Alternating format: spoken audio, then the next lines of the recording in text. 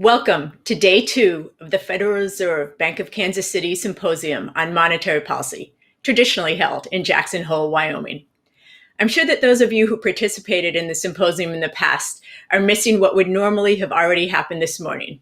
Informal conversations on the deck of the hotel about monetary policy and yesterday's events over yogurt and fresh berries as you cradled your hot coffee in an attempt to stay warm in the chilly mountain air, and the fog lifted to unveil a stunning view of the Tetons. So in an effort to recreate that atmosphere, I hope you'll appreciate the view behind me during today's sessions.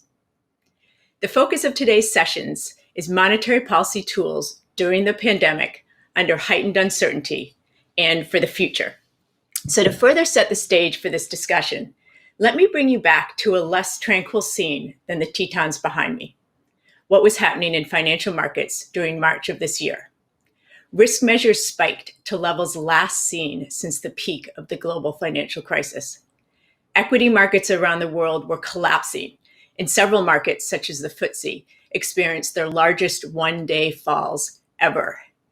Exchange rates were swinging wildly, even between pairs of advanced economies, with, for example, sterling hitting the lowest level against the dollar that it had been at for about 40 years. Bond spreads were spiking, and bond markets were freezing up as a dash for cash led to dislocation in markets that had previously been safe havens.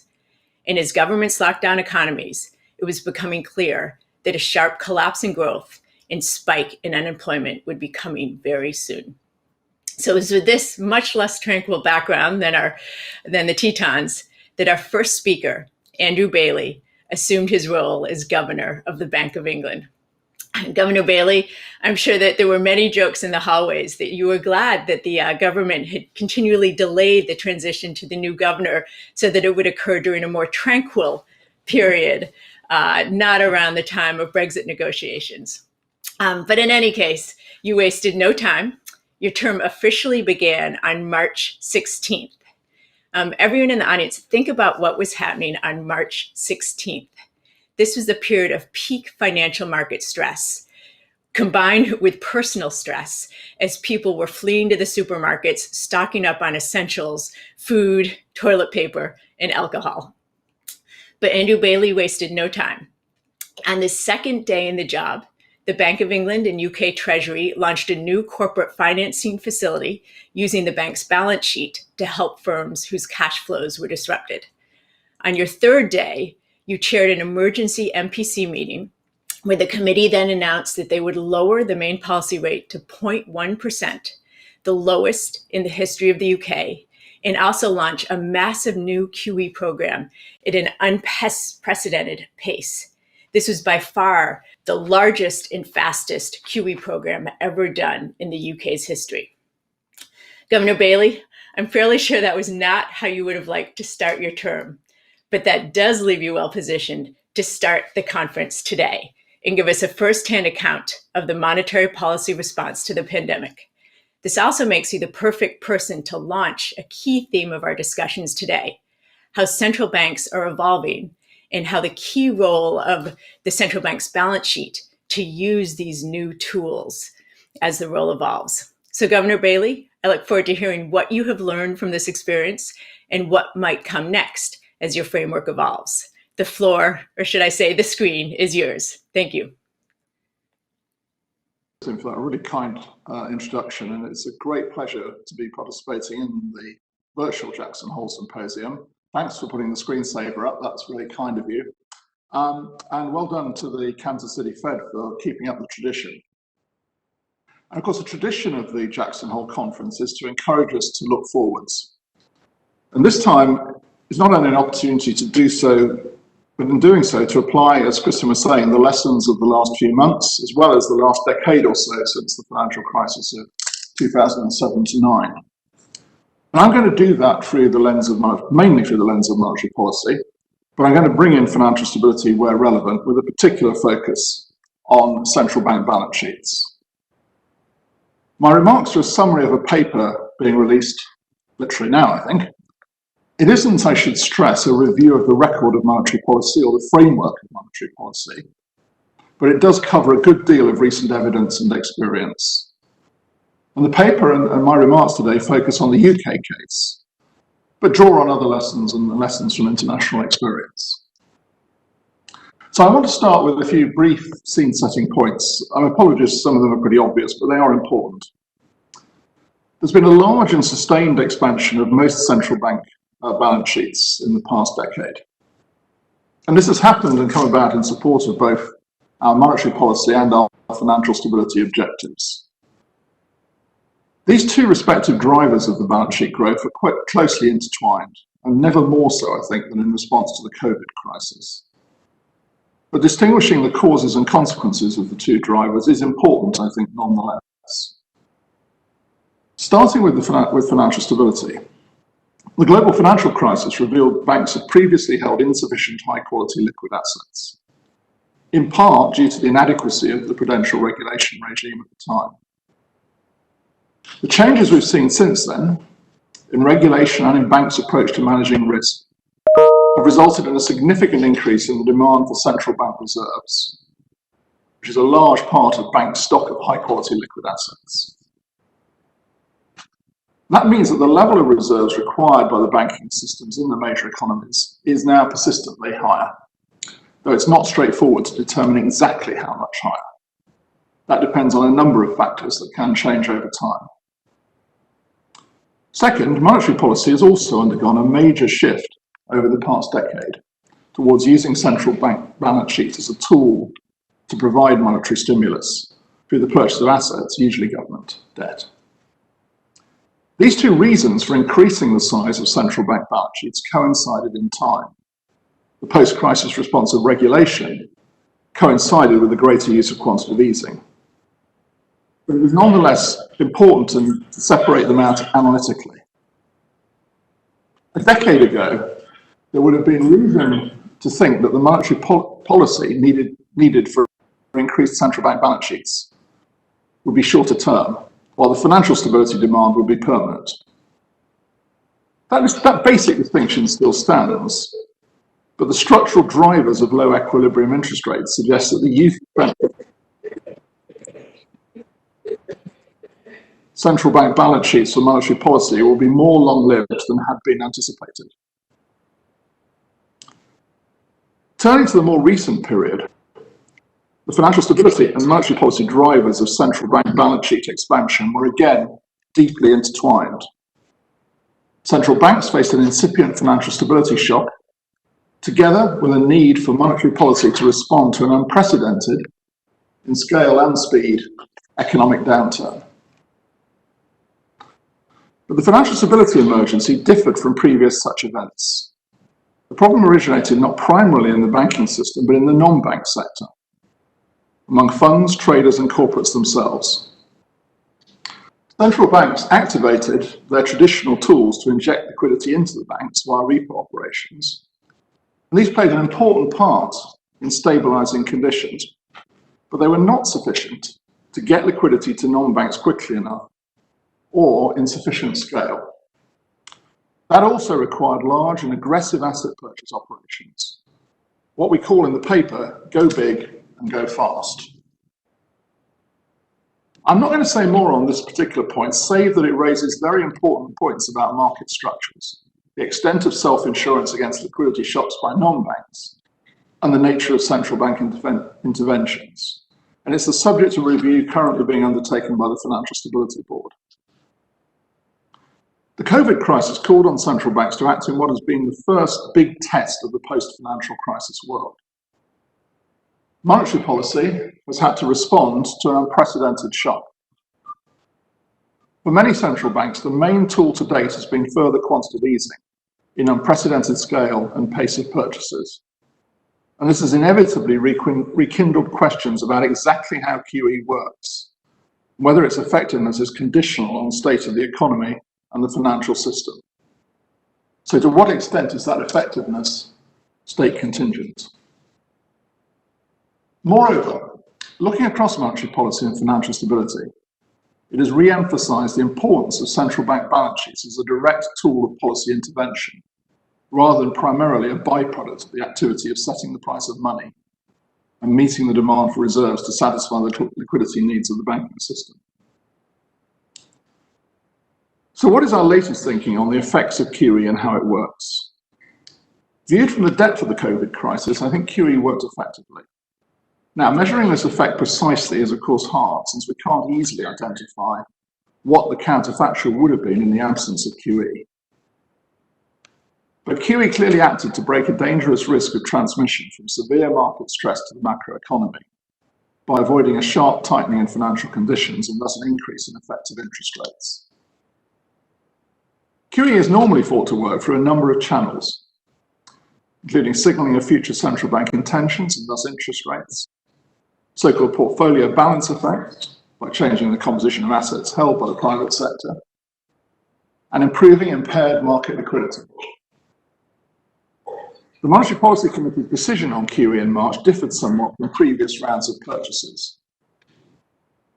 A larger amount of purchases, £200 billion, was announced as this was judged as necessary to support economic activity and ensure a sustainable return of inflation to target. And the purchases were to be, quotes, completed as soon as operationally possible to address the emerging financial market dysfunction. In the paper, we draw two lessons from the experience.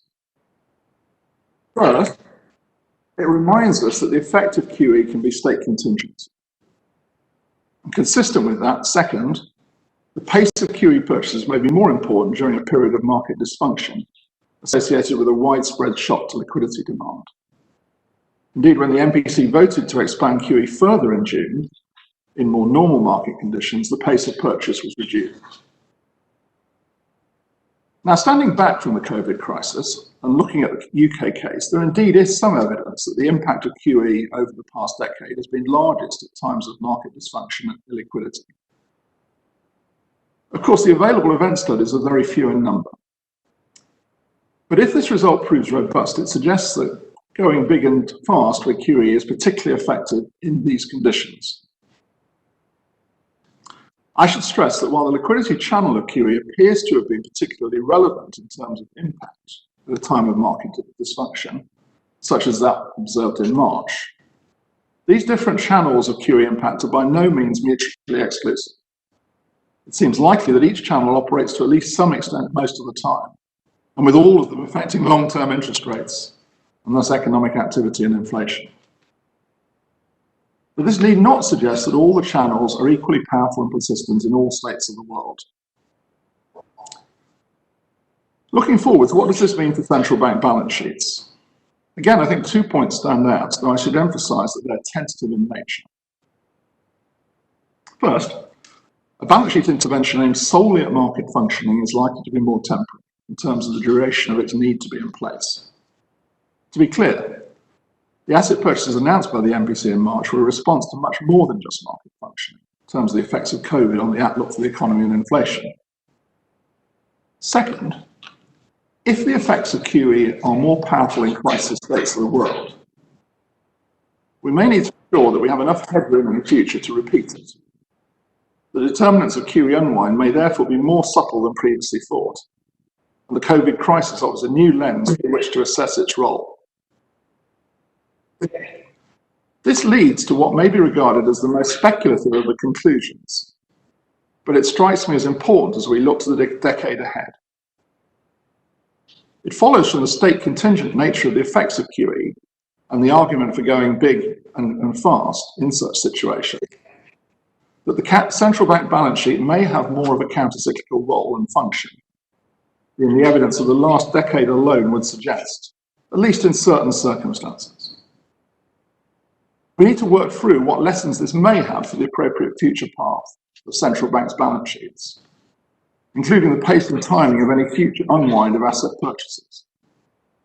But one conclusion is that it could be preferable and consistent with setting monetary conditions consistent with the inflation target, to seek to ensure there is sufficient headroom for more potent expansion in central bank balance sheets when needed in the future, to go big and go fast decisively.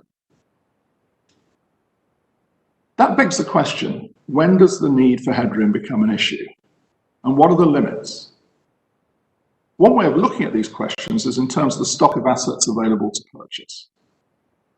There is currently a large outstanding stock of government bonds which could be purchased. And if the state contingent effects of QE are driven by the need for holders of safe assets to exchange them for deposits, then of course it must always be possible for the central bank to purchase more assets. In other words, the central bank would need to own a high proportion of safe assets for that to become a constraint. But if negative shocks continue to arrive from time to time before any reversal of the stock of asset purchases takes place, and hence the stock owned by the central bank continues to rise, the odds of this situation arising increase. This effect may become more likely if the equilibrium real interest rate remains low for a prolonged period. Expanding the range of assets purchased is another way for central banks to create more headroom. The COVID crisis has seen a further broadening of the range of assets that central banks stand ready to purchase. In part, this has reflected another objective of central banks and governments, given the scale of the crisis and its economic effects, namely to direct and target funds to the corporate sector and thus supplement the more normal role of banks in financial markets. But it also reflected a need to act on a broad front in terms of ensuring liquidity gets to the places where it's needed. Where that requires larger purchases of a broader array of assets, it inevitably raises risk management questions for central banks. So I think the COVID crisis has demonstrated the need to ensure central banks have as many tools as possible in their box, of which expanded purchases of private sector assets is one. But given the issue it raises, I would emphasize state contingency here in terms of when some tools may be more appropriate or necessary, given the severity or particular nature of the circumstances at the time. Now, the MPC has considered its prospective approach to QE unwind in recent years. And in June 2018, set out that the balance sheet would be unwound at a gradual and predictable pace, allowing reserves to fall back to a level demanded by banks through their participation in regular repo operations. And once the bank rate had risen to around 1.5%, thus creating more headroom for future use of bank rate both up and down, the MPC keeps this approach under review, though I should make clear that it does not seem like an imminent issue in current conditions. But we are looking at the next decade at this conference, so who knows what will happen. We should keep the options to use all our tools as open as possible. So I would conclude that the appropriate policy mix going forwards over a decade may be more nuanced than previously thought. Either way, our actions will be guided by our remit of achieving low inflation with financial stability. So let me conclude. The COVID crisis to date has demonstrated that QE and forward guidance around it have been effective in a particular situation. It has emphasized that we remain in a world where the choice of tools to use is more important than it has been at times in the past. And there is more nuance and flexibility within tools. Thus, while QE relies more on stock effects when used in normal times, in a case of extreme market dysfunction, the flow effect of the liquidity channel may come to prominence. The MPC has moved on from that approach as market conditions have eased. In June, we increased the stock of QE purchases, but at a slower pace. And in August, we introduced forward guidance, stating that the committee does not intend to tighten monetary policy until there is clear evidence that significant progress is being made in eliminating spare capacity and achieving the 2% inflation target sustainably. This important step is intended to ensure monetary conditions do not tighten prematurely when there are some initial signs of an economic recovery. We also made clear that our box does include other tools, including the possibility of negative rates. We have used private sector asset purchases through the corporate bond program, longer-term liquidity provision to banks with targeted lending incentives, and direct purchasing of newly issued commercial paper to supplement market-based lending channels. We're not out of firepower by any means. And to be honest, it looks from today's vantage point that we were too cautious probably about our remaining firepower in our judgment pre-COVID. But hindsight is a wonderful thing when you've got it. In the decade ahead, I think we need to take on board the message the COVID crisis has reiterated. Namely, that our tools may be state contingent in their effects. And with that in mind, let's not ignore the need to manage central bank balance sheets to enable such state contingency to take effect. Because there are times when we need to go big and go fast. Thank you. Thank you very much, Governor Bailey. That was a very helpful explanation to put your extremely busy few first months in the context of your broader framework and also what comes next. So I was actually going to start my questions by complimenting you for having found a new tool for central bankers after years of hand-wringing that monetary policy was out of ammunition. In just your short few months, you've really made active use of the pace of asset purchases. Not just the quantity, not just what you're buying, but really been clear about how you're adjusting the pace to signal changes in policy. But your speech today made me step back a little bit, that maybe you haven't found this holy grail of a new tool. If I can paraphrase what I heard, was that this tool may just be state contingent. Maybe adjusting the pace is really only effective during periods of extreme market turmoil. So I was just wondering if you could expand on that a little more. I think this could be an exciting new tool. In our discussion has been looking for that. Should I interpret your comments as the MPC won't talk about the pace of purchases anymore, assuming markets are pretty orderly? Or is this something that you'll still use, but maybe not be as effective like QE in general? Well, yes, I distinguish between the pace points and QE in general.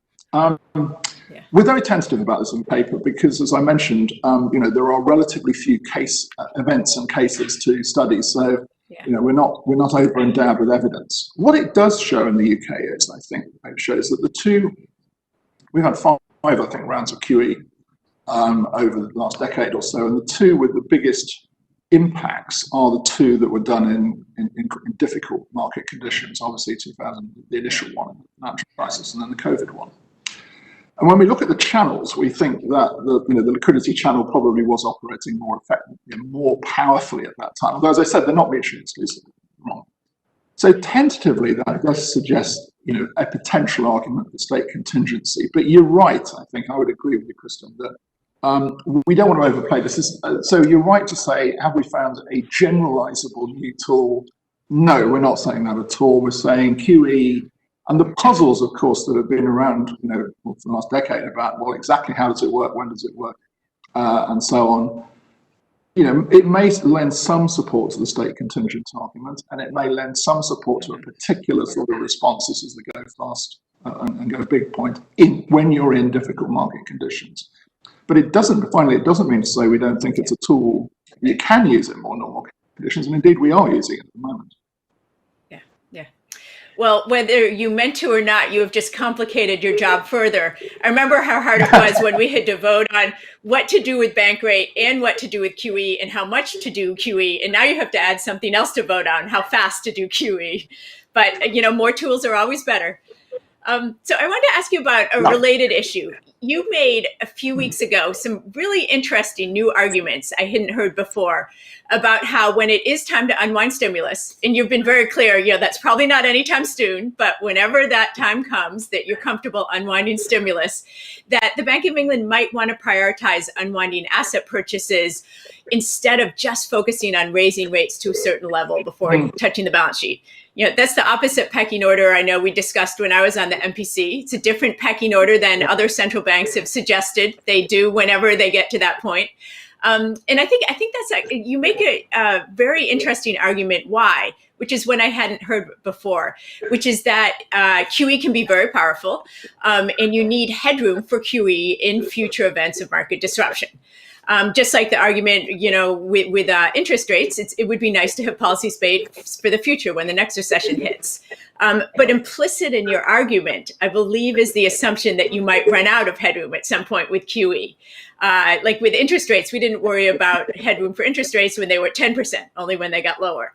So it sounds like implicitly you might be worried that central banks could run out of headroom for QE in the future. And I was wondering if you could talk a little bit more about how you think about headroom, especially because the UK government, as well as governments around the world, issuing a lot more debt. There's a lot more to buy. And central banks are expanding what they're buying. So there's a whole set of assets out there that could be bought if you were worried about headroom. So how do you think about headroom, basically? How much of a constraint is that? No, it's a really good question. So let me first of all say, with absolute deference to you and others who are on the committee at the time, of course, I think the argument for tackling rates first is well made, which is, of course, To do so, of course, would create more headroom to move rates both ways, which, of course, we would all welcome. So I'm not in any way distancing myself from that. Yeah. The second point we then started with was the sort of the point we're making in the paper, which, of course, is that both monetary policy and financial stability are, in their ways, counter-cyclical policy tools. So it doesn't seem out of order to think that basically the central bank balance sheet, there's an argument for central bank balance sheets having a sort of counter-cyclical property in terms of their size. And of course, we've seen different experiences over the last 10 years. The Fed did, of course, reduce its balance sheet for a point in time. The Bank of England didn't, and there were particular, I think, reasons for that between the two countries. Now, the headroom argument is interesting, and we're very tentative on this point. Let me say this: is this if you get this particular situation where you don't reduce the balance sheet, and it therefore, let's be pessimistic for a moment to assume we do get events every so often which call on big reactions from central banks. There isn't a strong argument, I think, about what is the natural sort of limit of what a central bank balance sheet can be. I mean, it's an interesting question, and I sort of, I think it deserves more research actually, but it's not one we have a particular answer to. We do make a particular argument that there is somewhat of a risk that although there's a lot of government debt around, there's a lot of reasons why markets need government debt. And does that create, in a sense, limits for what the central bank can naturally or easily get its hands on, as it were?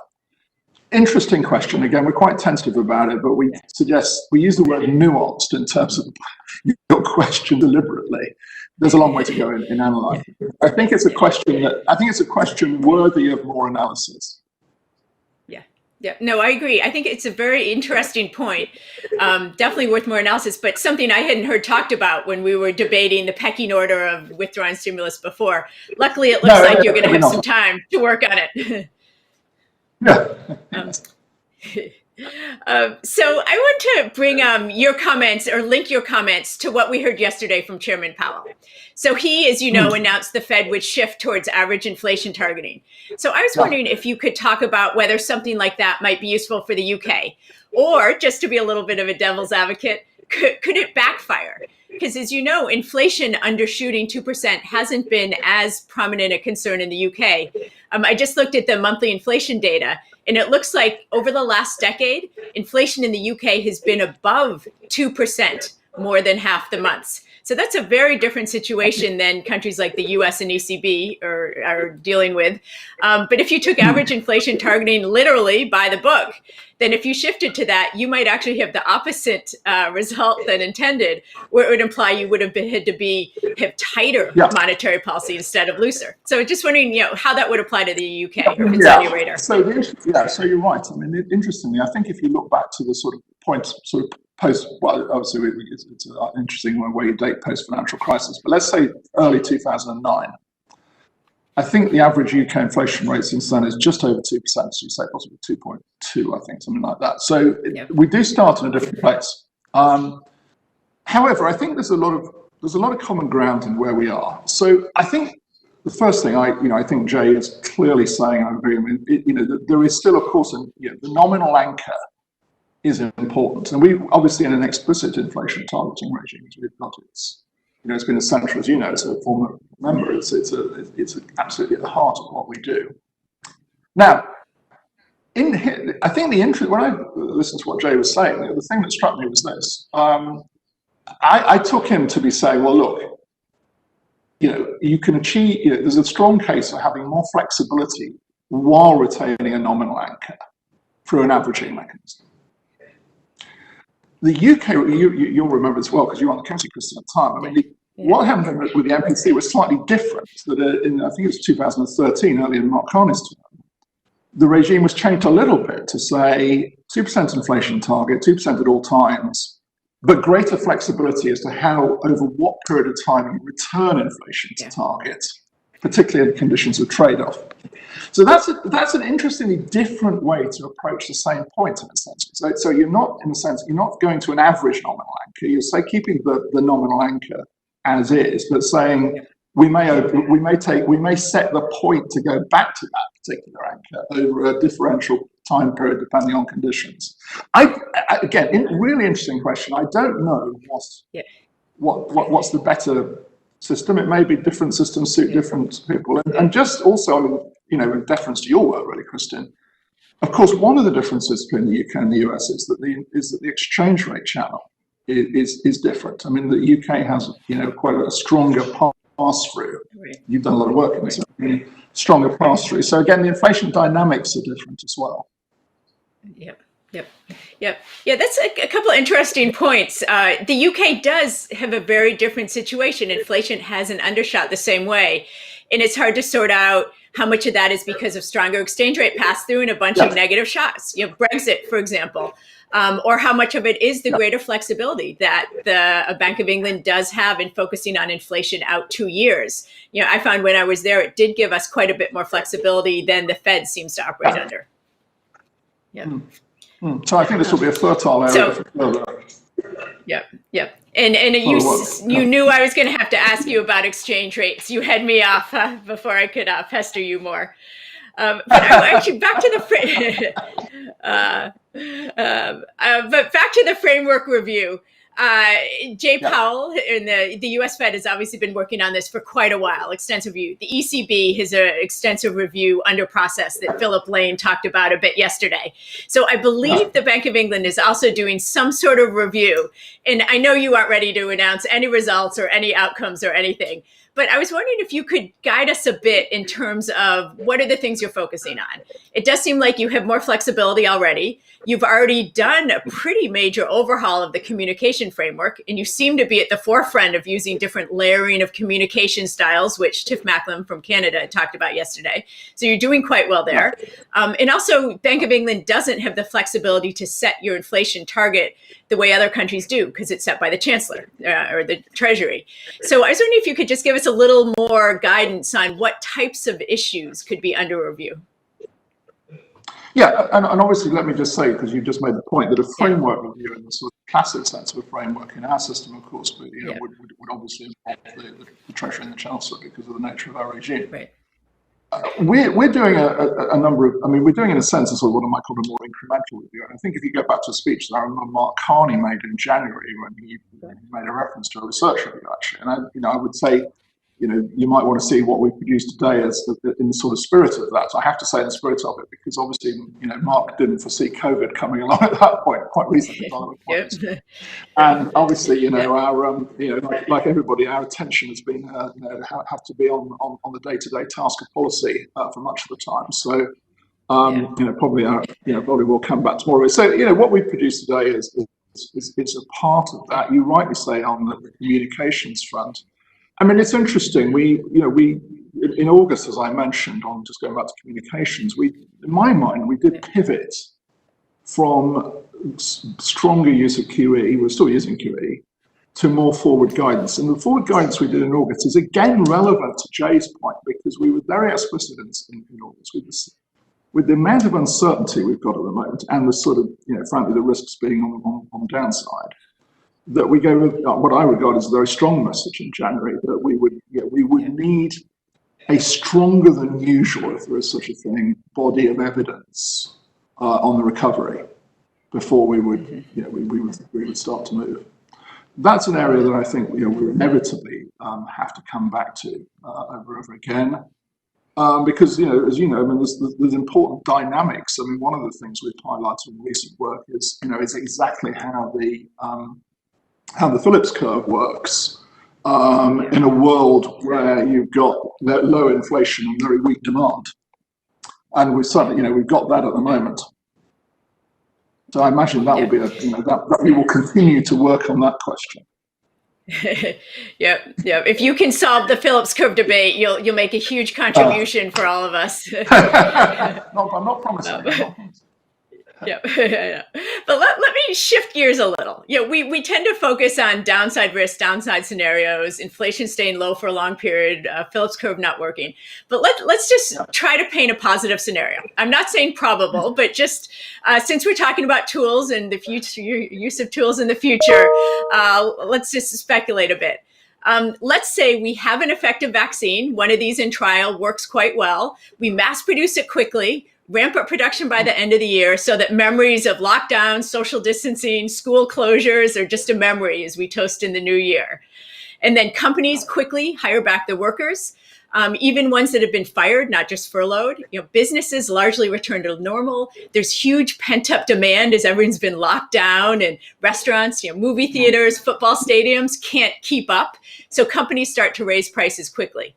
They can do it because demand's strong. They want to do it also to make up for losses over the past few months in the increased cost of making work environments safe.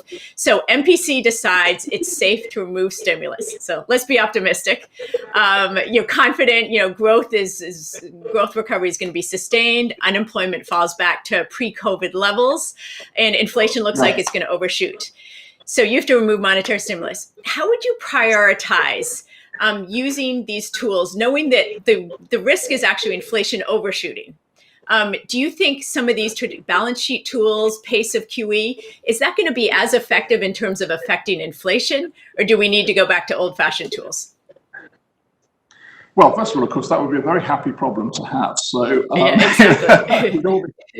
I'm trying to bring some lightness to these proceedings. Yes. But it's a good question. It's also a good question because one of the things, I sort of speak to the UK now, that we've observed in this crisis, which is that because the saving rate has risen, and so there is potential pent-up spending in the economy. That's a reasonable point to make. Well, we'd obviously have to look at it very carefully, as we always do. My guess, though, is, so here I'll sort of slightly lean against what we say in the paper, that actually at that point, the first and most likely tool to use would be rates. I think that the debate around QE unwind is we cast that more in the light of a longer term question about how you manage a central bank balance sheet through cycles, not about particular responses to particular situations at any given point in time. Yeah. So let me shift gears out to something else that might be a positive development, and also in terms of looking forward. It surprised me yesterday in all the discussion of ways to ease more aggressively, keep rates lower for longer. There was very little discussion of financial stability risks from having rates low for an extended period and having huge expanded balance sheets. I understand why this may be less of a concern in the UK, because you've got some strong macroprudential powers and a good institutional framework to use macroprudential tools. Also, it sounds like during the peak period of turmoil in March, bank stability wasn't the primary concern. The steps you've taken to stabilize banks did help, so you didn't have the sort of bank collapses you had in 2008 that aggravate the financial fragilities. But we also saw some new vulnerabilities arise as the dash for cash raised a whole new set of issues. So I was wondering sort of what you're thinking right now about the macroprudential framework. Do you feel like it's been pretty successful so far, or are there a new set of issues, new vulnerabilities you need to focus on? I've done some research that suggests that as macroprudential regulation tightens on banks, some of the risky exposures shift outside the bank system and outside the regulated system, which suggests you might need to expand what's being regulated. Where are you on that agenda, and where's your next focus? No, well, that's a great question. So, and I mentioned it earlier in my remarks, the work that the Financial Stability Board is doing on this, in which we've been strong advocates of, and we're great that Randy is taking it forward, and he's enthusiastic about it, and that's great. So I think the story is yes. Fingers crossed. The banking system has stood up well so far to the COVID crisis. And that's important because it is the first big test of the post-financial crisis regime. What we then found, as you said, under this sort of dash for cash point, was that there were parts of the non-bank system that came under stress. Now, we've seen some sort of seeds of this in a few short-lived events. But we saw evidence with funds, we saw evidence of, even obviously going into core markets like the US Treasury market, gilt market, as you said, into core exchange rates, of very big shifts in assets. Now, it's no great surprise looking at the post-crisis period, I think, that the response to the financial crisis led to a shift of the relative balance of financial assets to the non-bank sector. That's not a surprise because it was, in a sense, one of the intended and known about products of the re-regulation of the banking system. But the reason this work that we're doing now is so important is what lessons do we learn from the fragility of not just the fragility per se of non-banks, but the ability for it to go into, to spread across the system. How systemic is it? And secondly, I mean, we had to use QE for financial stability purposes. Now, it's not per se wrong, but what it means is that we couldn't rely on the traditional tool of going through the banking system to inject liquidity into the financial system to get to all the places in the scale that we wanted. We had to go directly. That's that, you described that emergency meeting that we had to have. And obviously other central banks in the same place. So there's an absolutely powerful and right question. Sitting back, looking at that and looking at what we want to see in place going forward, is that the right thing to rely on as a response mechanism, or as you said, should we now say, actually, no, that's not. That combination of events and responses. Yeah, it worked, but it's not optimal. And that's the question. That's a very big question. Yep. Well, we'll say at least the Bank of England does have a committee with macroprudential authority, so you will have the group ready to analyze this and respond, at least more straightforward than in some other large economies. So thank you very much for your comments. Unfortunately, it looks like we are out of time and actually over. Well, thank you. But let me make one other comment for the audience, since I'm sure all of you out there listening have been watching and not clicking to other websites or checking email. Let me just mention with a plug that the Bank of England should have, while we've been talking, posted not only the governor's comments, but also a long paper on the website, which provides quite a bit more context and discussion and academic grounding, even a nice theoretical model behind his comments. It's a really nice, thoughtful paper that I think breaks some new ground. So I encourage you to pull it up, of course, after the proceedings are over, not while someone else is speaking. But Governor Belli, thank you very much. Very useful comments. Pleasure. I really appreciate how candid you were in helping explain everything you've been doing in your very busy few months. Great to speak to you, Kristen. Thank you very much. Yep, thanks. So this session is closed, and in a minute we will move to our next session on on uncertainty and monetary policy under uncertainty. Thank you.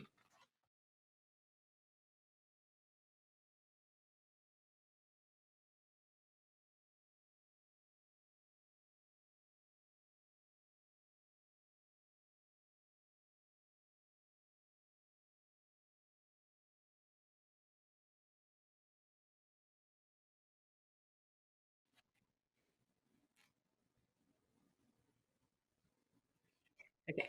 Welcome back. We will now shift gears to the first paper presentation of the day by Professor Nicholas Bloom from Stanford University, who will summarize the insights from his paper on economic uncertainty and the recovery. For those of you in different time zones struggling to wake up or stay awake, I have the feeling it's not a coincidence that Nick was put on the agenda at this early stage in the day. Nick's energetic presentation style, combined with his rather alarming message about the sharp negative effects of today's uncertainty on future activity, will be sure to wake you up, whatever time zone you're in. With that, Nick, the screen is yours.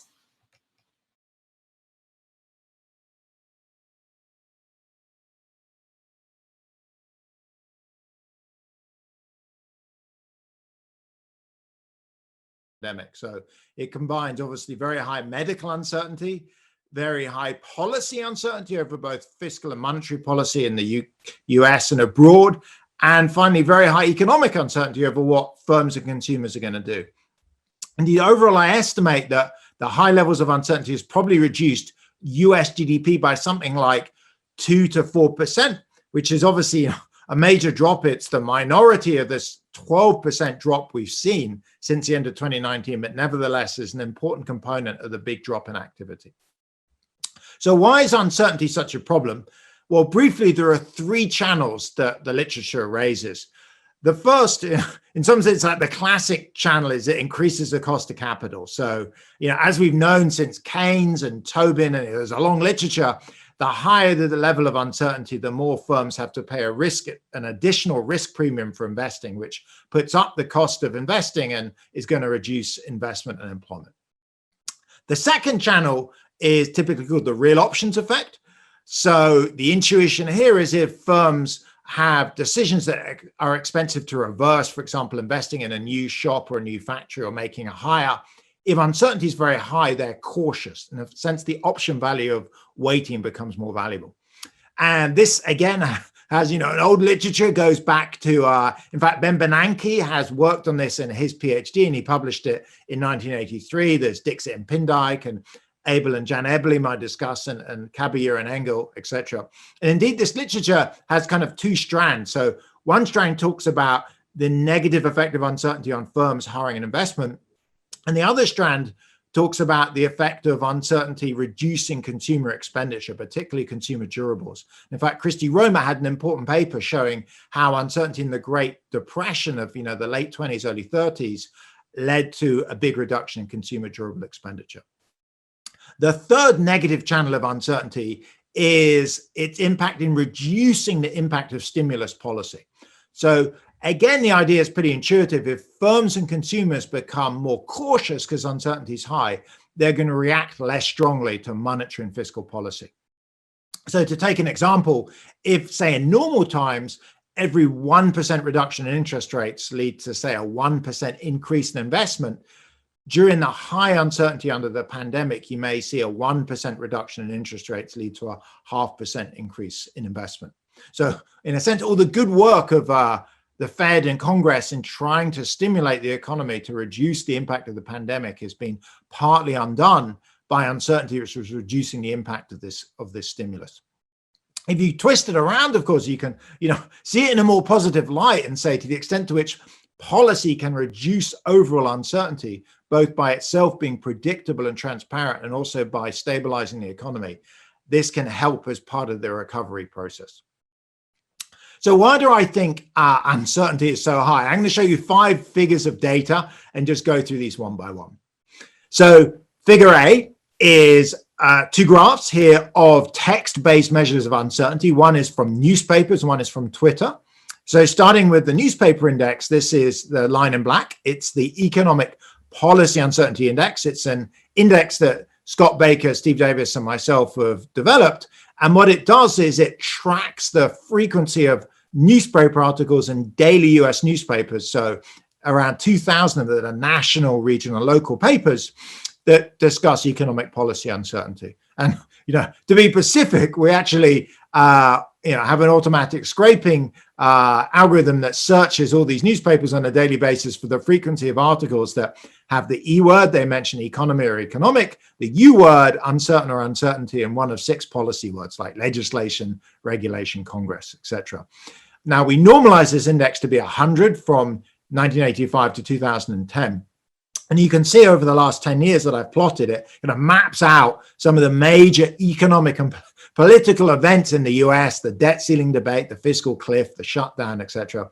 But, very striking is the huge surge under the COVID-19 pandemic. So this is plotted weekly, and you can see the weekly index rises to up to 600 during late March and through early April. So this is an incredibly elevated level. And in fact, the underlying daily data at points goes up to over 1,000 on certain days. So just to be clear, it's saying during the very worst periods of the pandemic, and the March, April, at least economically, in some senses, the very worst, uncertainty and regarding newspapers, of frequency of articles have gone to 10-fold the normal levels.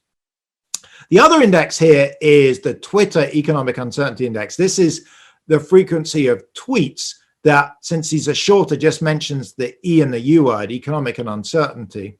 There are around 100 million tweets a day, and so we scrape those. And again, this index looks, pretty sensible going back for the last 10 years where we have this data. You see, big spikes around major events. The Twitter Economic Uncertainty Index spiked slightly more for Brexit, was a big event on Twitter. But again, the pandemic is causing astronomically high levels. So the indicator goes up to over 1,000 during the COVID-19 pandemic period. And we normalize this again to 100 from 2011 to 2015. So one of the nice things about using newspaper measures is we can delve deeper into what the underlying articles are about.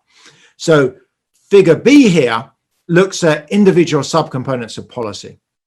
So to step back and be clear about this, I mentioned we're looking at articles that talk about economic policy uncertainty. In this figure, we also want to look at articles that mention in particular areas of policy. And the way we do this is we look in addition for words that tag that policy. So for example, fiscal policy would look for words like government spending or federal deficit.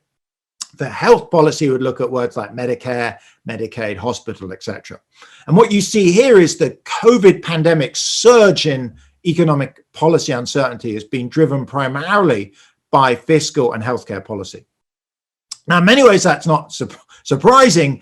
We've all followed the news and seen the big debate about CARES 1 and the introduction of that, the execution of it, whether it would be extended and renewed and with CARES 2, etc. So fiscal policy uncertainty has had a huge spike. Healthcare, again, in many ways is not surprising. This is a health crisis after all. And of course, the healthcare industry has been severely impacted.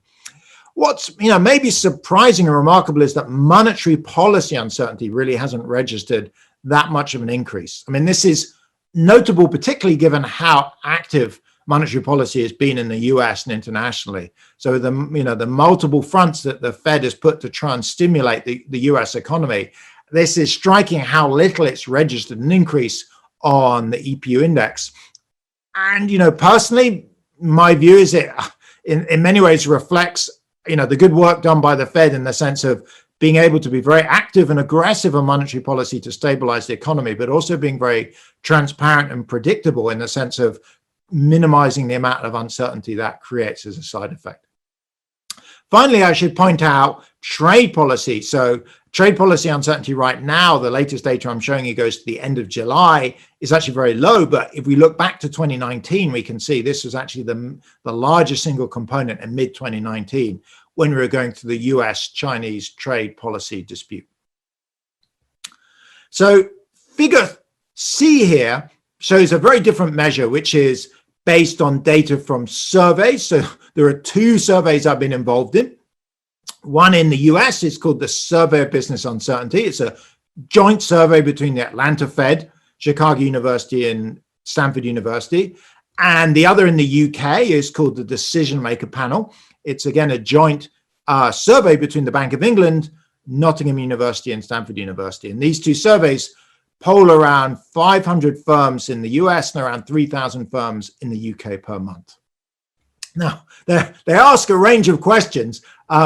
One of the questions is potentially seems kind of quite complicated, but in fact is what's been fantastic for generating so much data out of these two surveys, which has been so informative for monetary policy on both sides of the Atlantic. Policy in general has been these 5 big questions about asking firms their predicted future growth rates of sales over the next year. So in both cases, you tend to get information from CEOs and CFOs, and we ask them, looking 1 year ahead, what's the lowest, low, medium, high, and highest predicted sales growth rate you see over the next year? And then we ask them to put probabilities against those 5 cases such that they add up to 100. So in a sense, we are basically asking them to give us the 5 scenarios from the worst, very worst case up to very best case and giving us probabilities against that. And given this data, you can imagine you can generate something called subjective uncertainty. You generate an overall index of how uncertain firms are. And we can see in the graph that basically UK and US firms' subjective uncertainty roughly doubled during the COVID pandemic, so increased enormously, which, as you say, is particularly striking for the UK, given we've gone through the Brexit process. And secondly, it hasn't fallen off that much. It's remained pretty high for the next 3-4 months. The most recent data here is for July. The other thing we can do with the SBU and DMP firm level surveys is look at tail risk. So these are 2 figures which take these firms' subjective uncertainty and plot out the distributions of their forecasts for the across all firms in the economy. So, for example, the 90th percentile, that dashed line plots kind of the best case scenario for many firms. If you think of the 90th percentile as kind of the best outcome, you notice, for example, in the US, that's actually surprisingly flat over the whole period since we started the survey in 2017. So this shows roughly 10% growth rate is firms' best case scenario. If you look down at the other end, at the worst case scenario, you see this is where the action is. And this is where the action that's really driving economic uncertainty is coming from. So in the worst case scenario, before the pandemic, The typical US firm was telling us this would be 0% nominal sales growth. But during the pandemic, this has dropped dramatically to be, minus 20% or at times even worse. So firms see substantial negative tail risk in the pandemic in the US. In the UK, the numbers in some ways are slightly worse, of course, because we have the ongoing Brexit process going on throughout this. So this highlights the tremendous amount of tail risk that firms are telling us pretty consistently is, affecting them through the COVID pandemic. So finally, I want to bring this all together in one slide that plots these three Main Street measures, what I'm going to call Main Street in the sense they affect the real economy, the newspaper EPU, and then the two surveys from the UK and the US of firms, alongside what I'm going to call a Wall Street measure, which is VIX. So the VIX is the implied volatility in the S&P 500 index. It's basically a kind of 1 month ahead, look ahead for stock market volatility. And what we see is all of these Wall Street and Main Street measures from mid-2019 until the beginning of the pandemic are relatively flat. There's then a huge surge in mid-March to early April to pretty much historic all-time high levels. And then the Wall Street measure, the VIX, drops back reasonably consistently. So it's now by August 2020 back to something like 3/4 of the way down to its pre-level. So Wall Street, in terms of uncertainty, does not appear particularly high at this stage. If instead we look at Main Street, we see our firm and newspaper measures still remain incredibly elevated. So they've dropped a bit, but they've only dropped about a third of the rise. So they're still at very, very high levels. So to summarize, uncertainty is incredibly high levels. Somewhat surprisingly, perhaps, we see, much like as with the stock market boom and the real economy slowdown, we see in terms of uncertainty, there's a discontinuity between Wall Street that has uncertainty dropping back down and Main Street has uncertainty remaining extremely high. I fear this is going to slow down the recovery. And, my great hope is that policy, and obviously most particularly monetary policy, will continue to be stimulative, but also continue to be stabilizing and calming on the economy. Okay, thank you.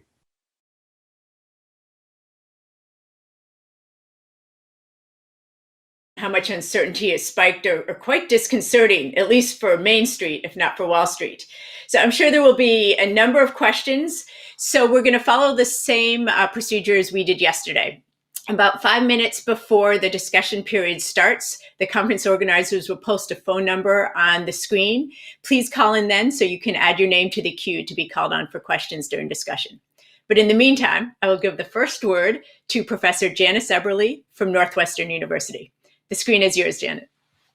Thanks for that introduction. I'm very pleased to participate in the conference this year. Of course, we all wish we were at Jackson Hole enjoying Esther's hospitality, but she and her team have, as always, put together a terrific and thought-provoking program.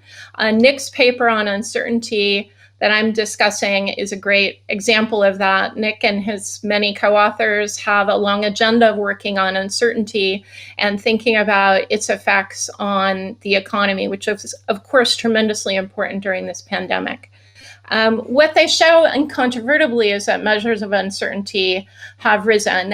What I want to discuss is just a few comments on what those measures tell us in or out of the pandemic, and then focus on how those effects have played through in the crisis so far, and maybe some other economic effects of uncertainty that are more relevant now during this extremely disruptive period. So the first measure of uncertainty that Nick presents in the paper is the VIX, a financial market measure of uncertainty, which spiked up, as many of them do. And what I want to point out before we get into details is that these measures of uncertainty tend to rise when there's upheaval in the economy. So I've shown here the spike in unemployment claims from the real side of the economy. So many of these things tend to move together. And so there's a lot of effort to try to disentangle those econometrically. So you have to be, at least take some care in interpreting the uncertainty measures. The other measure that Nick has used quite a lot is the text-based measures, and he really pioneered this. And the caution I would give here is that These are sort of holistic measures of uncertainty and policy. They include search terms around policy institutions like Congress and the Federal Reserve, and policy outcomes like legislation and regulation. They may not mean uncertainty about policy per se. There is uncertainty and government may be acting, but it's, again, a pretty holistic measure of uncertainty and its effects. But in this pandemic, all of these measures have gone up together. So worrying, it's not really the time to worry about a specific or an individual measure, but to recognize that they have all gone up. And I want to focus now on what effect they might have on the economy. All right, so why does uncertainty matter for the economy? So the effect that Nick emphasizes in his work is a real options effect that kicks in when investment or an action is difficult to reverse. So especially when uncertainty is high, decision makers will be cautious about undertaking those decisions because it will be difficult to undo them.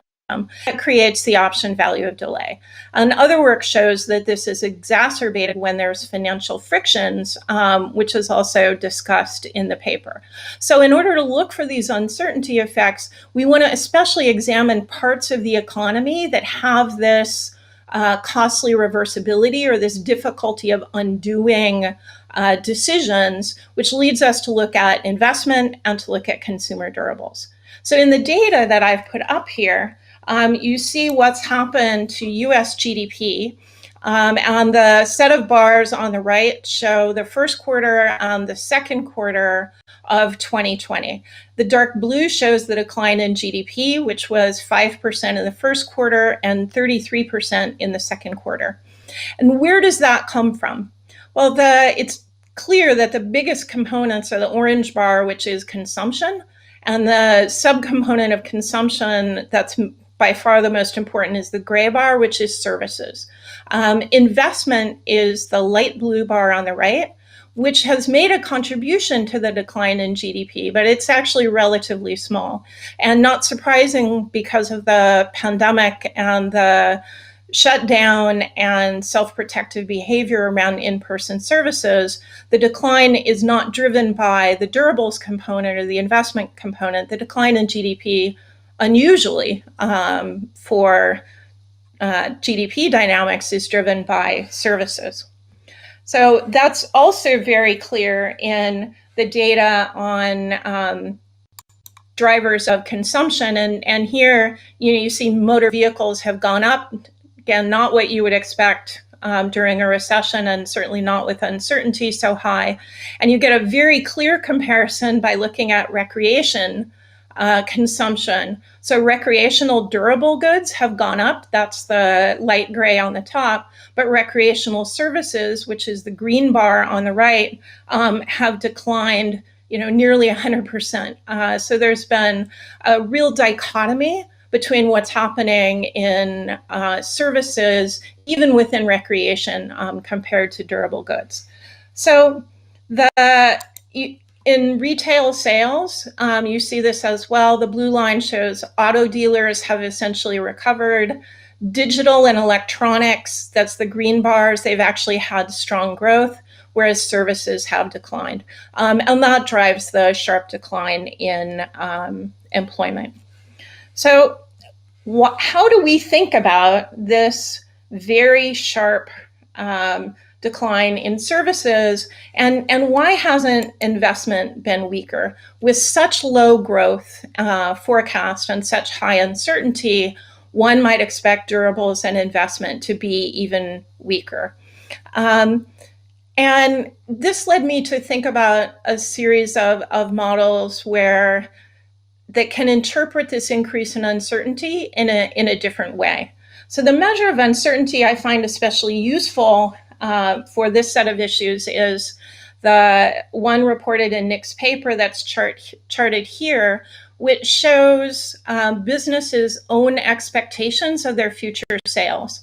And the key component here is the the lower tail, which is these green dashed lines, which shows that firms foresee a 10% chance of a 20% decline in sales going forward. The question is, what should a firm do in a circumstance like that? Our traditional models say, with real options, would say the firm should essentially mothball itself. It should stop investing and also reduce employment. Okay, but that's not actually what we're seeing. If you look at categories of investment, there are some that show this slowdown, structures and equipment overall, but some types of equipment are actually booming. There's a more than 60% increase in investment in computers and peripherals, which is in the gray bar here. So some aspects of the economy have seen a positive reaction in the crisis, which is some component potentially of alternatives to slashing investment and essentially mothballing the enterprise. That is, managing in order to bridge the event, investment in work from home, for example, investment in cyber, investment in new modes of distribution, investment in new virtual platforms. So you see firms expanding into new areas. Now, this actually is captured in the real options model. It's just a different option than the one that's traditionally emphasized. So rather than having firms face costly reversibility, so they're cautious about undertaking new investment, it may be instead that firms also face, in some aspects of their business, costly preemption. That is, there's a cost of waiting. And if you're competing in virtual markets and virtual platforms, that could be a very substantial cost of being sidelined in the market, not gaining customers when the opportunity was right. And in a more than 20-year-old paper now with Avinash Dixit, Bob Pindyke, and Andy Abel, we showed that those type of options also rise in value when uncertainty is high. So this alternative real option, this option to expand, might actually be valuable as well during the downturn. This also exacerbates the speed of the response, that firms will move quickly rather than delaying. So it exactly reverses the typical response that you would see to uncertainty. The last thing I want to mention is that firms will also behave in ways that are similar to policymakers. So policymakers also incorporate uncertainty into their decisions. They're also hard to reverse. So you could imagine that policymakers have an incentive to delay. But of course, the actions the policymakers are taking have exactly the properties of these new kinds of investments, in that they're trying to bridge the shock itself. They're trying to be countercyclical, trying to reduce the impact of the shock on the economy, just as firms are trying to reduce the impact of the shock on their enterprises. And in that case, the impact of higher uncertainty may be just the opposite, which is there's a benefit to move quickly, and delay actually worsens the outcome, when effectively what the policymaker and what the firm is investing in is insurance rather than additional capacity that will be hard to undo. So let me just conclude by saying that there's really interesting literature on uncertainty. I think it's just getting richer over time. And the pandemic effects make us think beyond the traditional simple effects in which uncertainty creates an incentive to delay. And we may be thinking about different real options that may speed up investment and shift it into new areas where firms have an incentive to expand rather than to delay. Thanks again. I look forward to the discussion.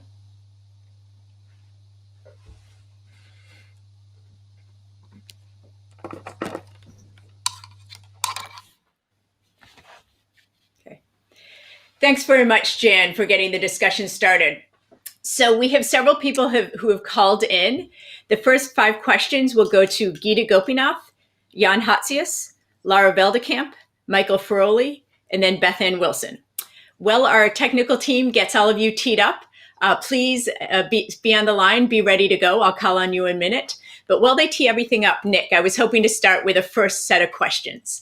I was wondering if you could discuss a little bit of whether the effects of uncertainty and the channels by which uncertainty affects the economy may have changed due to the nature of this pandemic. Yeah, I hate to say this time is different. We know that always gets people in trouble. But as Jan clearly showed, this recession is different. This is not the typical investment-led recession. Instead, most of the decline in GDP has been due to consumption and especially services. So let me expand on that a little. Given these differences and just the nature of this recession, could the effects of uncertainty be more muted? For example, the measures of uncertainty that you focus on, at least most of them, are probably more correlated with businesses and investment. For example, I did some work a few years ago in the UK where I looked at the correlation of different measures of investment with consumption and investment. And things like dispersion in economic forecasts did matter for investment, but consumers really could care less if economists were fighting about where growth was going to be in a couple of years or not. It just had very little correlation with consumer spending. Instead, there were very different measures of uncertainty that were more correlated with consumption. For example, one, at least in the UK, was uncertainty about individuals' future economic situation. That was far more important than economists fighting about growth in a couple of years' time. Also, you talked about channels by which uncertainty affects the economy. And while those are traditionally very powerful, it seems that some might be more muted this time around. For example, one channel is when there's more uncertainty, it costs more to get access to credit. Borrowing costs go up, harder to get loans. But this time around, because of the extremely aggressive responses by governments and central banks, the cost of credit has eased, and it's easier to get access to credit for certain segments of the economy and possibly even for consumers. Also, as Jan talked about, the option value is an important channel by which uncertainty affects the economy. But this time around, if we believe that the effects of the pandemic could be gone in, say 1-2 years or largely gone, then the option value may be a lot lower because this may really be just a short-term period of high investment rather than a long, prolonged period of heightened investment. So just a couple arguments of why the effects might be different this time around. And I was wondering if you could expand on that a bit. But before I give you a chance to answer that, I'll give you a few minutes to think, and we'll bring some other speakers in. So could we please start with Geeta Gopinath from the IMF? Oh, hi. Can you hear me? Yes. Great, thanks. Terrific presentation as always, Nick. My question actually builds on what Kristen said. She might have actually covered it, but I recall that around the time of Brexit, there was this sense that with all the uncertainty that went up, there would be a serious negative effect that would happen relatively quickly. And that did not. But the Brexit uncertainty lasted a while, and you did see lagged effects. Now, this time, the question is, how does that episode help us understand what will happen this time around? And if indeed, as Kristen said, this is going to be a short-lived hike in uncertainty, then is it possible that we would not see these long negative effects? Thank you. Thank you. Before I go to Jan Hatzius from Goldman Sachs, let me modify the rules of the game just a bit. I'll follow Chairman Powell's example that economists do learn and adjust. There does seem to be a little bit of lag when people come on. So let's just assume I can hear you. You don't have to ask. If I can't hear you, I'll tap on my ear. Then we don't have to go back and forth and say, do you hear me? And also, I think we can all agree that this is a really nice paper, really nice discussion. So just to save time for some more people asking questions, you all don't need to say that. Let's take that as given. But if you disagree, of course, feel free to say what you disagree or where you might have a different viewpoint. So with that, Jan, go ahead and let's assume I hear you and you agree this is a really nice paper. I do, but I want to take a step back, and we've now heard two papers, yesterday and today, that have taken a pretty negative line on the prospects for a rapid recovery. And I'm curious how you square that with the observation that financial markets have taken quite a positive line. I mean, growth-sensitive financial assets have rallied very sharply over the past few months. If you look at China, which was sort of a forerunner and obviously experienced the pandemic earlier, China has already completed a V-shaped economic recovery with the level of real GDP in China now slightly above the pre-crisis level. And as Chair Powell said yesterday, most of the economic indicators in the U.S. Are also coming in stronger than expected. He talked about May and June, but I think we can say that about July as well. So I guess I'm wondering whether there's a risk that we're overdoing the doom and gloom here, and whether we'll ultimately find that this huge economic hit ultimately turns out to be much more temporary than incorporated in most forecasts. Thank you. Thank you. Next is Laura Veldekamp from Columbia. Hi, Nick. I'm a big fan too, but I'd like to know, like Kristen asked, what type of uncertainty this is. In your text measures, is what you are measuring high-frequency uncertainty, what will happen in the next 1 to 30 days, or low frequency? So for years to come, how risky do I think the world will be? These can be quite different. In the firm surveys, there's cross-sectional uncertainty, reflecting the fact that some firms will be hurt, others may not, and aggregate uncertainty. Will GDP fall? Or all these types of uncertainty have different effects and different remedies. And furthermore, maybe this cross-sectional difference speaks to what Jan was talking about. Some of the measures that he says rebounded quickly may reflect large firms and not small firms. So my question for you is, can you distinguish aggregate and dispersion, or short and longer maturity, and do you have a sense of how large each is? Thank you. Next is Michael Feroli from JP Morgan. Thanks. My question builds, I think, on Kristen and Jan Eberle's comments. Not only were durables not the driver of the recession, but actually real consumer spending on durable goods recently has been more than 10% above its pre-COVID level, and total home sales are the highest since 2006. Since both these categories are obviously lumpy and partially irreversible, how would you reconcile these facts with an important role for a real options channel of uncertainty in describing or characterizing the current recovery? Thanks. Thank you. And our final question will go to Beth Ann Wilson from the Federal Reserve Board.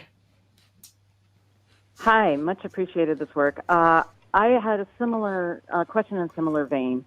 The exogenous nature of the shock, the potentially temporary nature of the shock, the strong, uniquely strong and rapid policy response may all attenuate the uncertainty effect. One way that you might, I wonder, the industry composition and the uncertainty by industry may be very different. And it looks like in your text-based, possibly your survey and also the VIX, you may be able to identify certain, more specific industry uncertainty and see if that is linked more to performance, services versus manufacturing and tech, and you might be able to get a cleaner impact of uncertainty. The second is a bigger question, which is if these things have attenuated the uncertainty effect, then should the virus prove to be more difficult to contain, and should there be cliff effects in the policy response? What do you see as the risks of uncertainty and these channels going forward? Thanks. So thanks very much. Unfortunately, I need to cut off the questions here. Those of you who haven't had a chance to speak yet, please call in later sessions and I will give you priority. But I will now turn the floor back to Nick and then Jan. And Nick, there seems to be some skepticism out there that maybe we shouldn't worry so much this time around. Maybe the effects are mitigated. Maybe this time is different. Could you comment on that? I mean, I hope so. I'd rather take a positive line. What I tell you what I think. So, one is in terms of the impact of uncertainty. I think the drop was obviously primarily not driven by uncertainty. I mean, we have a drop in the recovery, and the drop was obviously, almost entirely driven by supply side issues and virus impact. I think the cost of uncertainty is going to be much more in the recovery, slowing it down. Why do I mean that? In order to have a strong recovery, we need to have firms investing and hiring. Investment hasn't dropped that much, but on Jan's data, what you see is there's a big spike in investment in computer equipment, basically they're paying for people to work from home. But everything else has dropped back. And hiring in particular is obviously very poor right now. We know the labor market is not in great shape. So, that's another investment firms need to make, investing in human capital we're just not seeing. So don't get me wrong, it's not like I'm claiming uncertainty is everything. I think it's just a factor, particularly a problematic headwind now. And then in terms of measures, I only showed 5. I just didn't have time. But, to your question and Laura's question, there are definitely lots of different measures. I love Laura's presentation yesterday. It's very consistent. You see in forecasted disagreement or Michigan Consumer Survey measures of uncertainty, these all go up and remain very high. Keita asked about Brexit. So, I started working on with the Bank of England to look at Nottingham University to look into Brexit. I think the impacts of Brexit have turned out to be roughly true in the sense of, investment in the UK is about 15% down versus what we'd expect. It's just surprisingly taking a long time. So, one puzzle from Brexit is why it took so long for UK investment to drop. If you look at the rest of the world until the pandemic goes up, for the UK, it's just flatlined after Brexit. Jan asked about Wall Street versus Main Street. I mean, this is the topic du jour. It's like, why is the stock market doing so well? Actually, I spoke to 2 journalists even yesterday on exactly this topic. I mean, look, one reason is, of course, the Fed has done a fantastic job in trying to stabilize the economy. It's had a very positive effect on asset prices. Another, of course, is the stock market is incredibly long high tech. It's about 30% high tech, whereas the real economy is much shorter. I think we know from, the labor markets that the US economy has this reverse square root recovery. There's a huge drop, a partial recovery, and then moving sideways. And Michael asked, along with Jan, again, don't get me in terms of, why consumer durables have jumped up. Again, I don't want to claim uncertainty is the only thing. There are many other things going on. And we know that, just from my own personal experience, we had to cancel all of our summer holidays. We haven't been able to eat out. We actually know our bank balances in the short run are up because we can't spend any money. We haven't gone out and bought a new car, a new house. I mean, I don't have that much money to buy a new house, a second house, but there's a lot of cash flooding into the US economy through the stimulus checks. And one argument is that money's found its way into durables. I want to say, if there had been lower uncertainty, I think that rebound might have been higher. And then finally, Beth mentioned about industry and firm variation. Yes, definitely. There's a big variation across that. If you look at the uncertainty measures, particularly the Bank of England, we have 3,000 firms, so very rich detail by industry. It's very highly correlated with the impact on those industries from the shutdowns. For example, accommodation, food services, entertainment, have seen much bigger increases as they're so much more uncertain about what will happen. If you're in entertainment, you're basically shut down and you're really just waiting for the virus to clear. And that, of course, is incredibly uncertain because nobody knows, not even the medical community. Okay, so thanks for the great comments. Thanks. Jan, would you like to add anything? Especially on this debate of whether this time is different and we shouldn't worry as much? I think, thanks very much. I think we worry about different things. I don't think we should worry less. The enormous decline in services is very clear in the data. And as I had in my slides, that maps directly into the large and continuing decline in employment because the service sector is more labor intensive. But that is exactly where I think the uncertainty is showing up now. And, why have services declined so much is because there is a risk associated with face-to-face service provision. And even when there's not lockdown, self-protective behavior has shown to be very powerful in keeping people away from those kinds of services. So uncertainty or this kind of risk is very evident. That is specifically the virus risk is very evident in the economy. It's not that the uncertainty effects are not present. It's just that they're focused on a very particular kind of behavior. And what many policymakers have said in response to the pandemic is to focus on addressing the virus itself and the risks that it faces, and that the economy will strengthen when consumers feel safe again to consume those services. So it really focuses economic policy on a particular set of outcomes. So, we certainly don't want to forget uncertainty. It has an important effect potentially on the economy, but in this particular crisis, the uncertainty is coming from a specific shock. And so I think policy benefits and our thinking benefits when we focus specifically on that.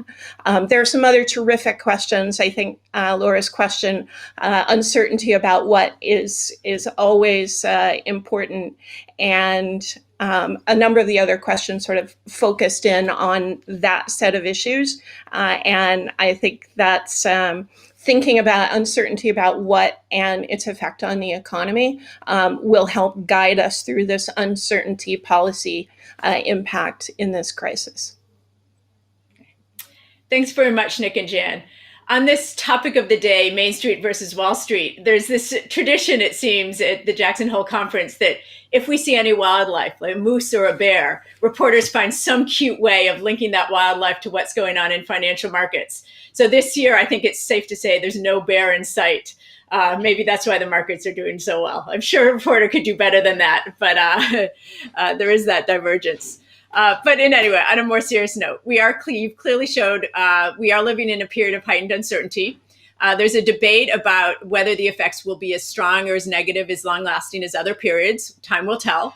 But this does raise real risk that this recession could last longer. There could be more scarring, as we heard about yesterday. And this tees up very nicely for the next session and set of topics, what worried central bankers can do in response. So with that, I will close this session, and then we'll move more onto some different policy responses. Thank you again, Nick and Jan.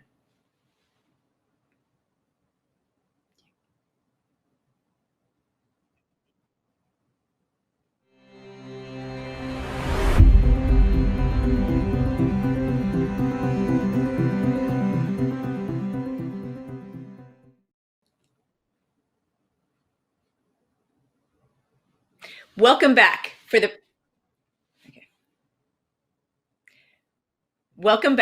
the presentation of the last full paper prepared for this year's Jackson Hole Conference on communication in the beliefs of economic agents, presented by Professor Yuri Gorodnichenko from UC Berkeley. Yuri, now that Nick has left us even more worried about what's next for the global economy, I look forward to learning more about inflation expectations and how they could be used differently by central bankers to become a more important tool for monetary policy and to support the economy. The screen is yours, Yuri. Okay, thank you for putting this paper on the program, and thank you for the introduction. This was joint work with Bernardo Candier and Olivier Courbion. And in this paper, we're motivated by a perennial question for central bankers. How can you stimulate the economy when conventional ammunition is not available, when you can't lower interest rates any further? And specifically, how can you use communication-based policies such as forward guidance and similar tools to help the economy? Now, to answer this question, you have to really understand how economic agents form their expectations, how households, firms, professional forecasters, financial markets, how they come up with their beliefs and how they use these beliefs in their daily lives. Now, in this context, we would like to highlight two challenges for effective policy communication.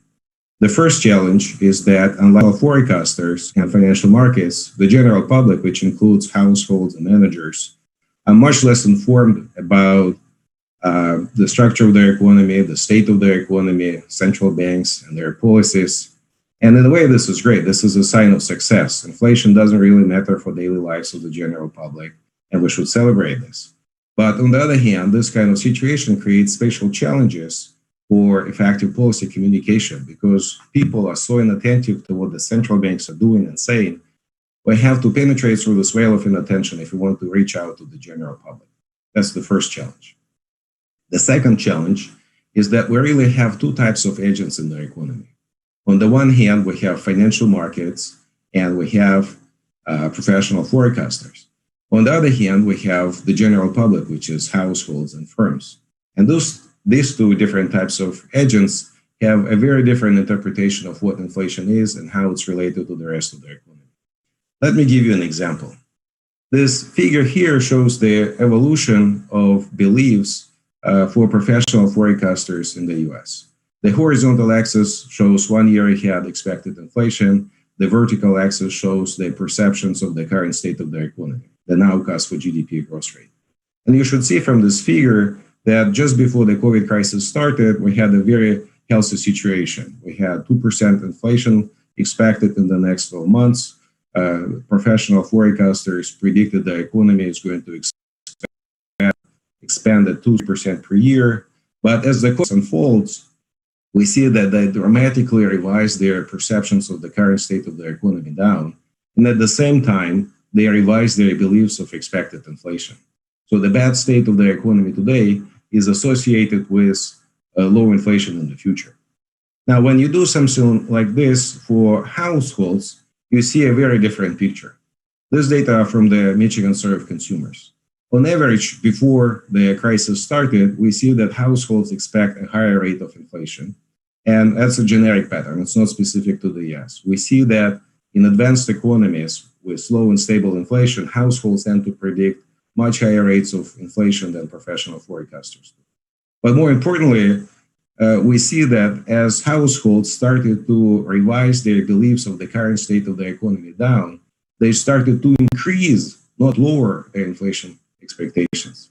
So it's very clear from this figure that the same sequence of events was interpreted differently by professional forecasters and households. They have very different interpretation of inflation. Now, to get some deeper insight in why households have this very different interpretation, it is useful to look at other data. And to this end, we use another survey, this time from the Cleveland Fed, which asks households to report how they change their behavior in response to the COVID crisis, and also what kind of rate of inflation they expect to see in the next year. This figure here shows that in response to the COVID crisis, households rise their inflation expectations up. That's the black line here. At the same time, many households said that because of the COVID crisis, they started to save more, so they consume less. And from this moment of the series, we can conclude that households associate high inflation with a time where you don't want to spend. It's not a good time to buy a durable good or even maybe non-durable goods. When you look at other survey responses, you see a similar picture. That is, when inflation is high, people have elevated fears of losing a job. This is also the time when many households report that they started to hoard more food and medical supplies. So it's very clear that households associate high inflation with terrible economic outcomes, And this is not specific to COVID. You can look at other countries, you can look at other times, you can make other cuts of the data. It's going to be more or less the same everywhere. Let me give you a few examples. This figure here shows the distribution of beliefs that professional forecasters have in general about future output and expected inflation. And what you should see here is that if you take a cross-section of professional forecasters in a point in time, and you take a professional forecaster who believes that inflation is going to be above the average, what is predicted by other professional forecasters. This professional forecaster is also going to predict that economy is going to expand at above average growth rate of output. Right, so we have a very strong positive movement association between expected inflation and expected output growth rate. In a way, this suggests to us that professional forecasters believe that US business cycles are driven by demand-side shocks, and there is some type of Phillips curve out there. Now, this is, again, not specific to US. You can look at other advanced economies. You can look at consensus economics, survey of professional forecasters. This pattern is going to be there over and over again. Now, similar to what I showed to you before, when you do the same exercise for households, you see a very different pattern. For example, you look at households participating in the Michigan Survey of Consumers, and you look at the cross-section of these households, and you pick a household that predicts above average inflation. This household is also going to predict below average economy in the future, right? So now instead of positive correlation, we see a negative correlation. Households think high inflation is bad for the economy. And again, this is not specific to the US. You can look at other data, other countries. For example, in the paper, we report some results based on the new ECB survey of consumer expectations, and you see exactly the same negative correlation for Italy, for Germany, for Spain, or other Eurozone countries. So this is not specific to the US. It seems to apply to a broad range of advanced economies. Now, obviously, this is a correlation, and we should be careful when we interpret these results. But we also know from randomized controlled trials that if we pick at random a group of households and give these households a piece of information that is going to lead them to raise expectations up, this group of households is going to spend less on durable goods relative to a control group. So it seems this is not just a correlation. There is some causal relationship behind this figure. What is the significance of this? Well, if we want to raise inflation expectations, as we often do in our thought experiments, this policy can backfire. That is, instead of stimulating consumer spending, we can make it fall. So it's very important for kind of practical communication of policy. Now, the next thing we should want to check is what is the situation for firms, where they're in the spectrum along professional forecasters and households. And they happen to be somewhere in between. The correlation between the economy and inflation is weaker, but we know from randomized controlled trials that at least in some instances, you raise exogenously expectations of firms, and these firms, instead of hiring more people and doing greater investments, are going to cut their investment and lower their employment. So we have to be very careful how managers interpret inflation expectations. Now, where does this leave us? We can offer 3 lessons. The first lesson is that because the general public is so uninformed about central banks and their policies, if we want to have effective communication, our messages have to be very simple and relatable for the general public. They have to understand what the central bankers are talking about. This is the only way to penetrate through this veil of inattention. The second lesson, or I should say, is that effective communication should probably focus on promoting a holistic view of policy. That is, the simple messages should speak jointly about inflation and employment outcomes to make sure that the public does not misinterpret whatever is suggested by policymakers. And in the end, the third lesson is that our effective, hopefully effective, policy communication should perhaps focus on policy objectives rather than instruments. Indeed, it's very easy for the general public to get confused about inflation, interest rates, nominal versus real quantities. It's very easy to get lost in the details of monetary policy communication. But if we communicate to the public that our policies are here to promote, to deliver full employment and stable prices, the general public is much more likely to interpret these messages in the correct way and act in the desired direction. Thank you. Thanks very much, Yuri. One of the last times that I heard you present at a conference of central bankers on related research, your results were quite controversial. There was even an intervention from Chairman Draghi from the ECB, where he had a very different interpretation of how to interpret your results. So I have the feeling that this latest set of results will also generate quite a bit of conversation. For those of you who would like to chime in, the call-in number will show up in the screen in about 5 minutes. But in the meantime, George Mario Angelitos from MIT will start us off. The screen is yours. Thank you. Thank you very much for the introduction and for the opportunity to discuss this very nice paper. The authors of this paper, along with other collaborators, are leaders in a recent and growing empirical literature on macroeconomic expectations. In this paper, they draw both from previous work of their own, from work of others, but also they bring in new evidence towards delivering certain key lessons for central bank communication. They focus in particular on the question of how communicating information about inflation, how it's likely to affect spending decisions by consumers and expectations of income, expectations about where the economy is going.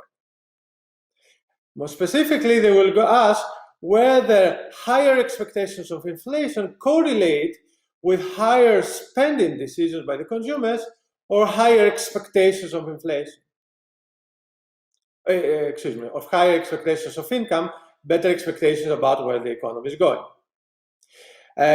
Some of the key findings are going to be the following. First, when we look at professional forecasters, it is true that higher expectations of inflation correlate with higher expectations of income and growth in the economy, or lower expectation of unemployment.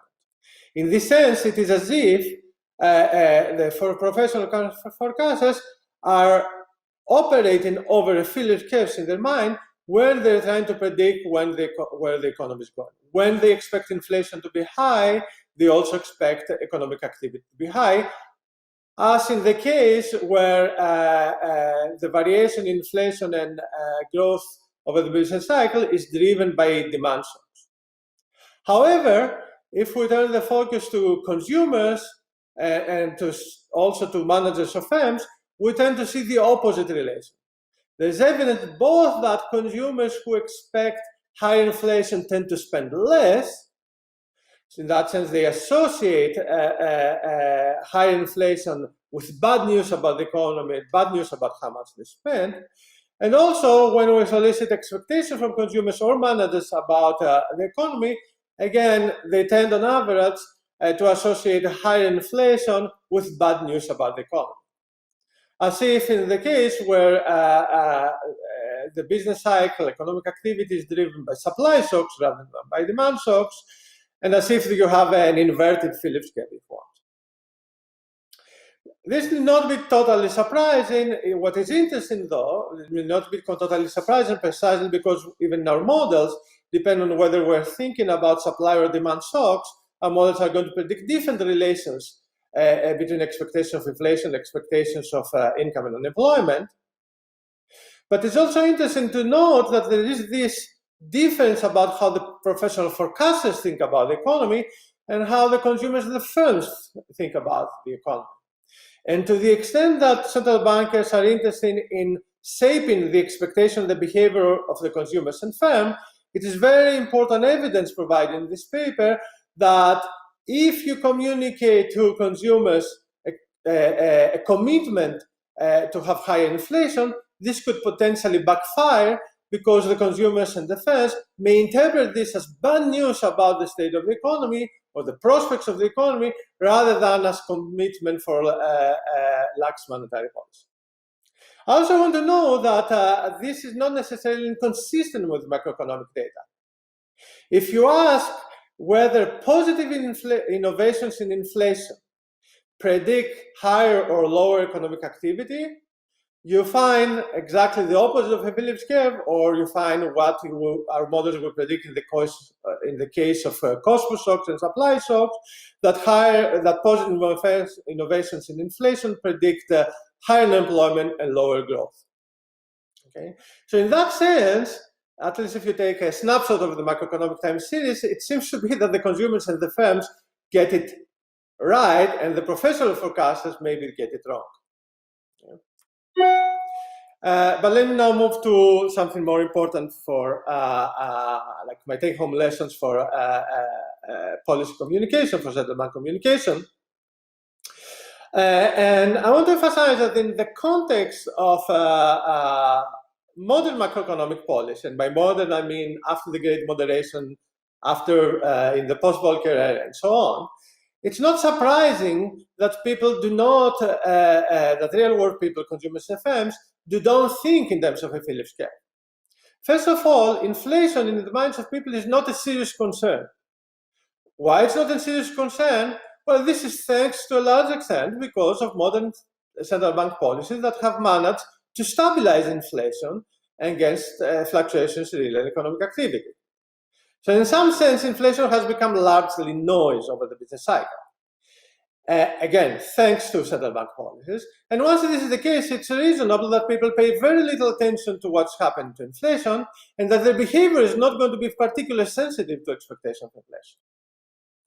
Furthermore, this is not just a statement about how maybe people are thinking, but maybe also how central bankers and economists should think. Inflation is not a reliable indicator of either output gaps or aggregate demand over modern business cycles.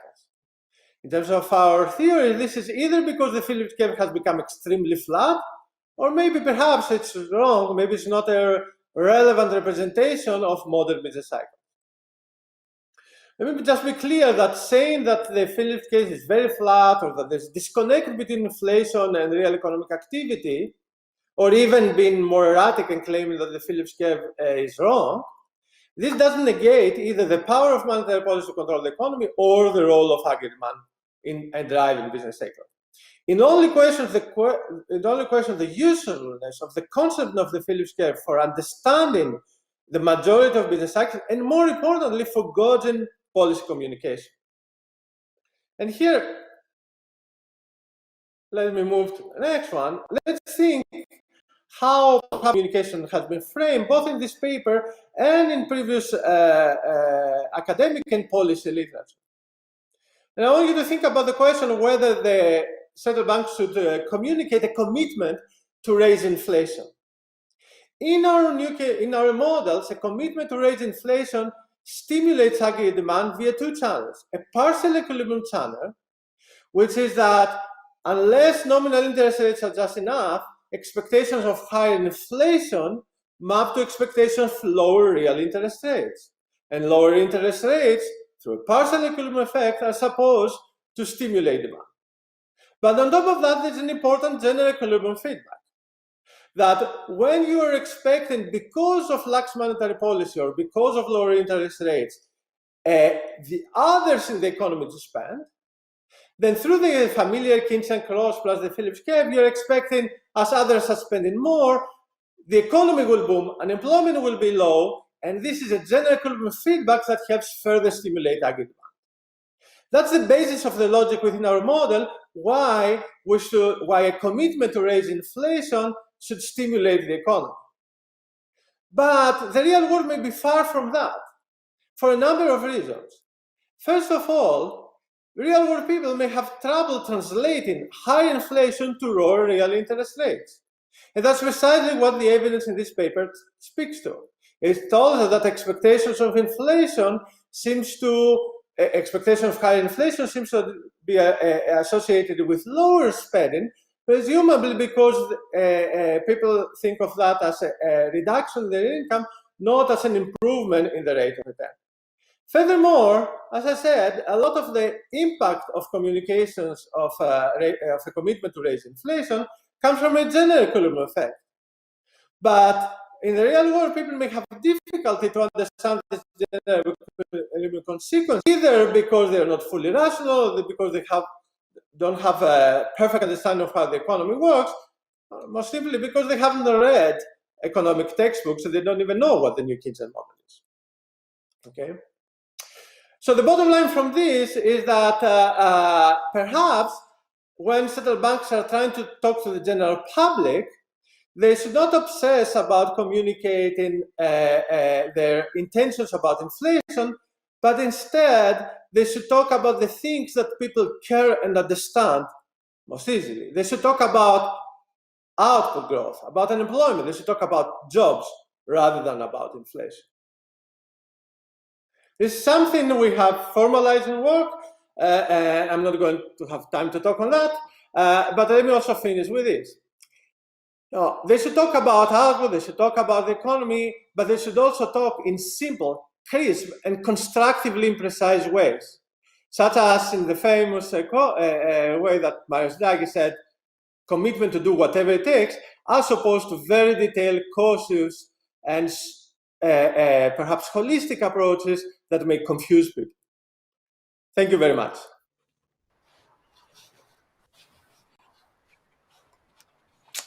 Thank you very much. As expected, we have a nice queue of people who would like to comment on these presentations. On my list, I have Constance Hunter, Diane Swank, Francois from the Bank of France, Alan Blinder, Jose de Gregorio, and that's it for now. So while our Kansas City team tees that up, I just want to ask a quick question. Yuri, you show this very interesting divergence in terms of how COVID has affected inflation expectations for different groups. For example, you show that professional forecasters expect the current pandemic to cause inflation to fall along the lines of standard Phillips curve frameworks when you see a collapse in demand and increase in unemployment. But then in contrast, you show that households and some firms expect the opposite, that the pandemic will cause inflation to increase, probably due to some sort of supply side effects related to the shock. So as you noted, you've seen this divergence in other periods. So when you've seen this divergence between what households expect and professional forecasters expect, who is right? Who should we put more weight on in the future? So I'll let you start with that when I come back to you. But first, let me turn to Constance Hunter from NABE. Hi, thank you very much, Kristen, and thank you for this amazing presentation. So we can see from the last few days that there's a relationship between inflation, expectations, uncertainty, and scarring. And I wonder to what extent you think it makes sense to study how households perceive or anchor to a high increase in cost for certain goods. And it seems that they then assume that that will translate across the economy, whereas us economists look at the inflation basket and the consumption basket when thinking about inflation. And so I think there might be something there in the anchoring that households do when certain individual goods go up, and they sort of assume that will translate into the full basket. Thank you. Next is Diane Swank from Grant Thornton. Thanks, and I'm actually dovetailing off of Constance's comments, and I appreciate you all. I know you don't want me to thank everyone, but I do appreciate all these. On the issue, dovetailing off of what Constance said, I wondered what you thought the role of inequality and rising inequality is playing in people's perceptions on inflation, and particularly their ability to pay for basic necessities like food and shelter, and how that may have been distorted more recently in the wake of the COVID crisis, and why they might be that might influence their views, and how that could play into the communications that the Fed is doing on trying to raise and overshoot on inflation for good reason, for equalizing reasons. But I just wondered what you thought about that inequality aspect on how people value certain things more in terms of what they're paying for. Thank you. And next is Governor Francois from the Banque de France, and then Alan Blinder and Jose de Gregorio. Thank you. Yuri's and Olivier's presentation is fascinating and obviously very challenging for our own communication. But let me at this stage accept your hypothesis and focus on your policy recommendations. You recommend that we speak to households and firms about more than inflation. But we do already present a comprehensive economic outlook about output, employment, etc. So what do you mean exactly? Do you mean we should go beyond from, let's say, a holistic description and forecast today to numerical objectives about output and employment, which would raise two serious questions. First, for those of us who don't have a dual mandate, and second, even for those who have a dual mandate, they are not ready to specify a numerical goal for employment, say. Look at what Jay Powell said eloquently yesterday. Thank you. Thank you very much. Next, we have Alan Blinder from Princeton. Thank you. Yuri, you know I love this line of work. I want to bring up a phrase that got banned in economics a long time ago. Maybe it's making some comeback, and it relates to your paper, money illusion. You had in the bibliography, but you didn't, of course, mention it, a reference to an old Schiller paper of 25 years ago, which I remember reading and concluding people were just hopelessly confused about inflation. It reminded me of something I put in a book that I wrote 33 years ago, The Coefficient of Robbery, which was the inflation rate divided by the nominal wage increase. That is, people thought they should get whatever nominal wage increase, and every point of inflation they were being robbed. Where that is not, of course, the way we think of it at all. So I wonder whether you think that money illusion goes some considerable way to explaining why people just think inflation is bad news, and anything bad gets associated with inflation. Thank you. In a minute, I'll turn to Jose de Gregorio. And since you've been wonderfully succinct, thank you, everyone. I have time to add one more person. Debbie Lucas will be on hold after Jose de Gregorio. So Jose from the Universidad de Chile. Thanks, Kristen. This is a great and provocative research, but I just have two questions and one small comment. The first question is regarding which forecast is more accurate, professional or households. I would guess professionals, but could it be that forecasters predict CPI while households forecast the true cost of living with a well-known bias? Now, what's really interesting about your research is the sign of the correlation between inflation expectations and activity. And again, the difference between forecasters and households. So my question, who does it better? It seems, according to the discussion, that household could do better. This leads me to my second question, and it's, in your surveys of household and firms, the answer about consumption and investment is based on actual data on their perceptions. And just to finalize, I like your approach to central bank communication, and this is always the discussion focusing on goals rather than instruments. But I do not think that the central bankers have full control on the emphasis of communication. Usually, in advanced economies, in particular in the US, the main concern is the pace of interest rate. But this is market-driven rather than, I think, the purpose of communications. In particular in the US, because of its role in the global economy and global asset prices. It's very different in small open economies following flexible inflation targets. In general, the inflation forecast is the target because it's a way to conduct monetary policy and to anchor inflation expectations. And hence the focus of communication is on activity. And indeed, most of the news headlines the days after inflation reports are released is what is the inflation for activity. So my concern regarding your policy proposal is to what extent central banks can control the emphasis of communications. Thanks very much. Okay. Thanks very much. And our final comment will come from Debbie Lucas from MIT. Great. I wanted to ask people's opinions on how much they think that the levels of debt and fiscal policy is also having a role now in driving the particular correlation between inflation expectations in the real economy. That is, I hear more and more from my acquaintances in business on Wall Street, my students, my friends, that they're concerned that if the economy stays weak and government spending does continue to increase, there really won't be any choice but to monetize the debt. So at least it's a channel I would like to hear what people are thinking about. I also thought it was very interesting to see the difference between average inflation expectations between households and forecasters, and was interested in hearing more from the author and discussant about how they interpret that difference or what they think the implications of it should be for policy. Thanks very much. Before I turn the floor back to you, let me just pull on a theme on a couple of these questions, including Jose's and Debbie's last question. There seems to be some questions about why household expectations are different. And some of it might come from work I know that Yuri, you have done previously, which shows that when households form their inflation expectations, they are more affected by the items they buy daily that are salient, food, oil prices. Those are things that might be more affected by supply shocks.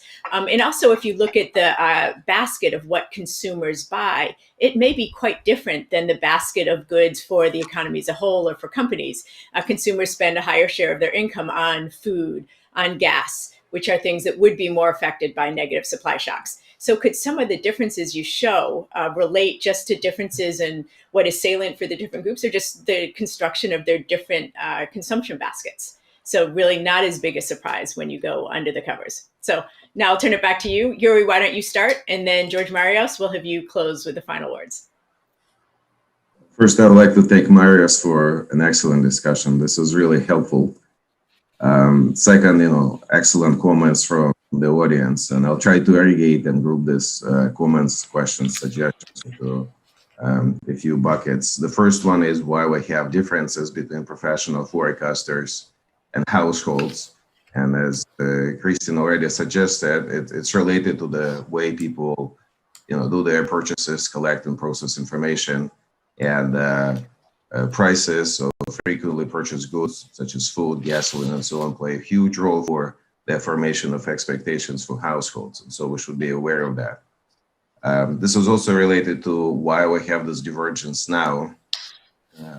Somebody wrote this point yesterday, and it came up again today, that the consumption basket during COVID is really different now relative to what it used to be, and this can account for some of the dynamics in inflation expectations on the side of households. Now, who is going to be right about the future inflation dynamics? I will tell. Professional forecasters typically have smaller forecast errors, but historically households did pretty well too, so I wouldn't discount them completely. Now, the governor of the Banque de France made an interesting question about how we should communicate policy. It's already in the documents and everything. I agree with that wealth of information is available to the general public, and they can look up a lot of valuable information from the reports, from speeches, and so on.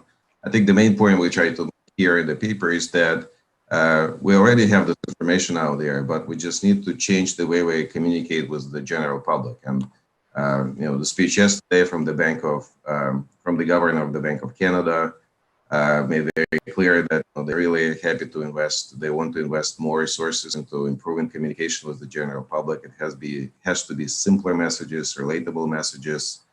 I don't think you should put a specific number for employment, but you can have a general statement like the Fed does, maximum employment, and in general motivate your policies by saying, look, we have to have 2% inflation, not just because it's a magic number, but because it really helps with jobs. In terms of money illusion, Alan Blader had a great question. This is much related to theoretical research done recently by Marius, where people confuse partial equilibrium with equilibrium. And so it's true from partial equilibrium, inflation is a terrible thing, but in general, equilibrium, it may be actually a very valuable thing in the current conditions. So I'll stop here and pass the floor. Thanks very much. George Marios. Thank you. First, I want to commend again Yuri, Olivier, and their collaborators for doing amazing work in shedding a light on how expectations are formed in reality as opposed to our models, and how policy communication may influence the formation of expectations. Second, on the key question that was echoed by Christine on the difference between consumers and professional forecasters, I would note down that regular people draw just from their personal experience, and they have no clue what is the New Keynesian model and the Phillips curve. And finally, just to repeat something, communication to the general public is very different than communication to financial markets, and also communication during crisis may be very different than communication during normal times. And in the context of crisis in the general public, I think what central banks should do is to have a megaphone that speaks only about one thing as opposed to many things. So not talking more than inflation, but rather not talk about inflation, talk only about the things that matter most directly to people's behavior. Thank you.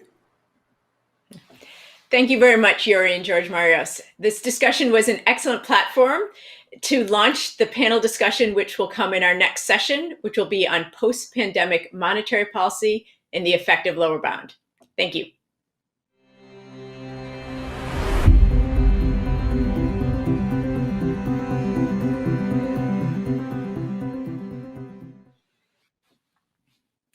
Welcome back. For our final session in this year's Jackson Hole Symposium, we have a fantastic panel that will build on our last discussion.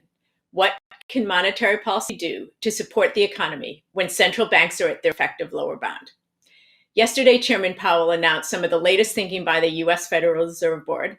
And this morning, Governor Bailey discussed the latest thinking by the Bank of England. This panel will consider these issues for a broader set of countries and a broader set of tools, including some that no sitting central bank governor would probably want to discuss publicly. They may even get into things like helicopter money. But in any case, I will start with Laurence Boone, who is the chief economist at the OECD. Laurence, the screen is yours.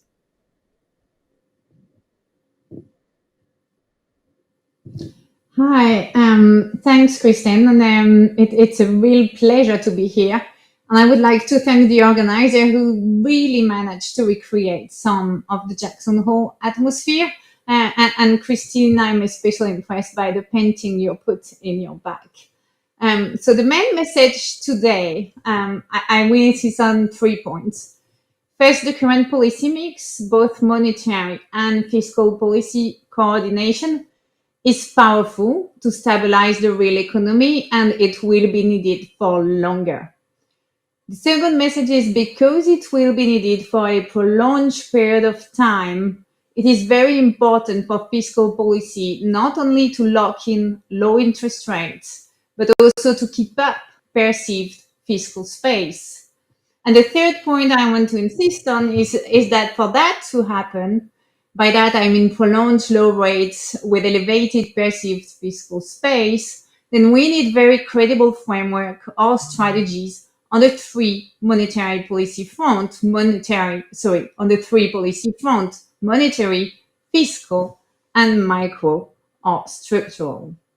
So let me start by giving you a little view on the economic, monetary, and fiscal landscape that we are facing now. As you all know, it's a very difficult macroeconomic outlook. We're living in a 90-95% economy where labor and capital reallocation has not even yet started. The combination of very accommodative monetary policy and very supportive fiscal policy is currently appropriate, and I will insist we will need this type of policy for longer to allow and to support labor and capital reallocation over the next years. And that may obviously result in a very between debt and monetary policy. Not only because a large part of government debt will be held by central banks themselves, but also because the amount of debt servicing, the one giving fiscal space, is kept lower thanks to monetary policy. And that equilibrium is fragile because it can only work if agents believe it can last and it can be efficient, which is what Andrew Bailey was alluding to earlier on. So let me try and explain some of the risks to this. Sorry. So the first risk, and the main one for monetary policy, is probably fiscal dominance. The current situation, the one we have, is sustainable as long as R minus G being negative holds and by a good margin, which means conversely that unless growth improves significantly, it will be very difficult to move away from the ELB in the future, because that would run the risk of an even higher level of debt, as you can see on the top left corner, or of fiscal tightening, as you can see on the top right-hand side. And we cannot afford, at the current juncture, a repeat of the fiscal tightening that we saw in the great financial crisis. Now, some would say this discussion is irrelevant because central banks are evolving their framework, and we heard a lot about this today, to accommodate low rates for long, and that way countries have provided large fiscal support. But I really believe that there are some important nuances to bring at this stage. What I would like to show here really is that countries have not all implemented fiscal support to the same extent, or more precisely, that the countries which have been able to announce the largest support are those who believe they have enough fiscal space. So obviously, the US put in place large support because fiscal space is deemed large, also because of its role as a provider of safe assets, and also the very cyclical outlook. But if we turn to Europe, then we have some interesting differences.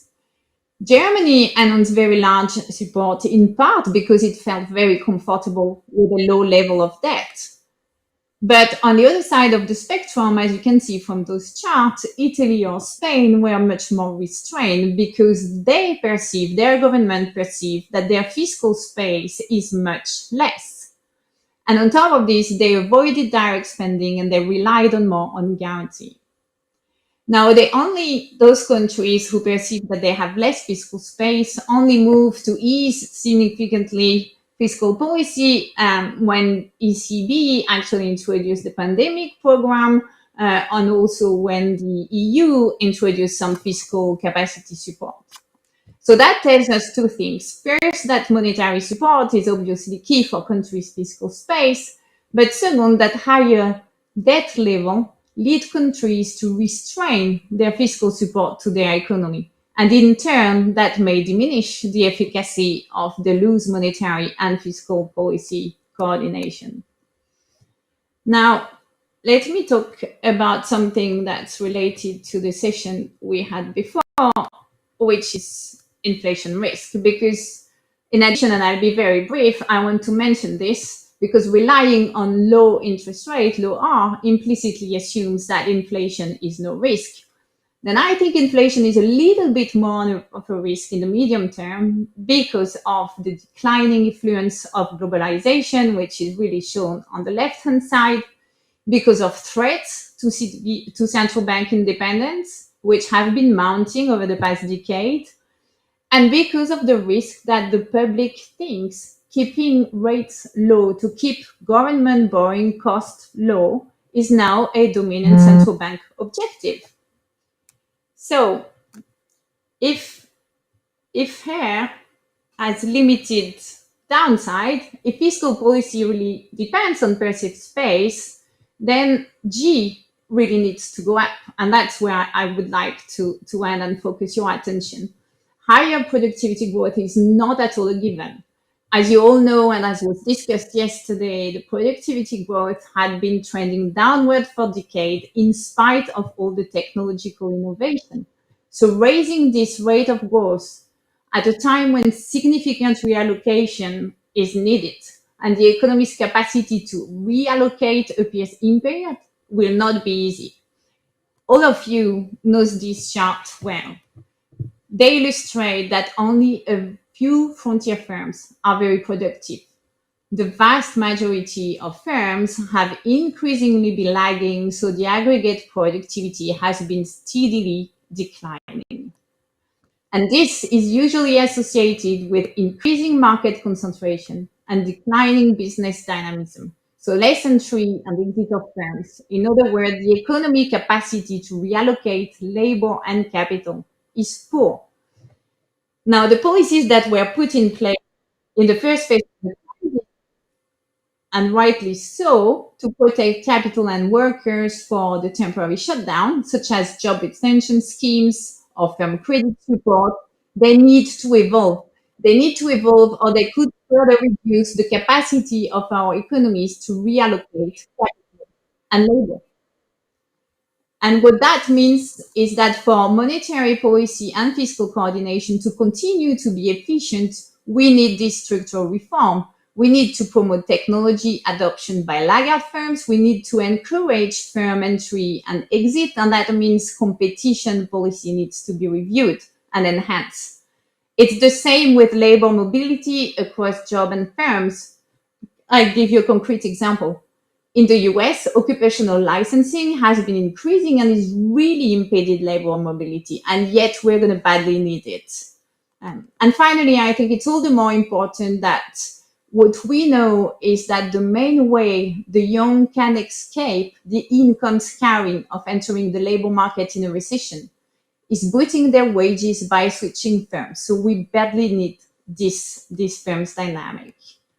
And on this, let me conclude with perhaps a summary of what I think this presentation is about, which was something that actually Mario Draghi said here, if I dare say, in Jackson Hole in 2014, which is that without determined structural reforms, aggregate demand measures will quickly run out of steam, and they may ultimately become less effective.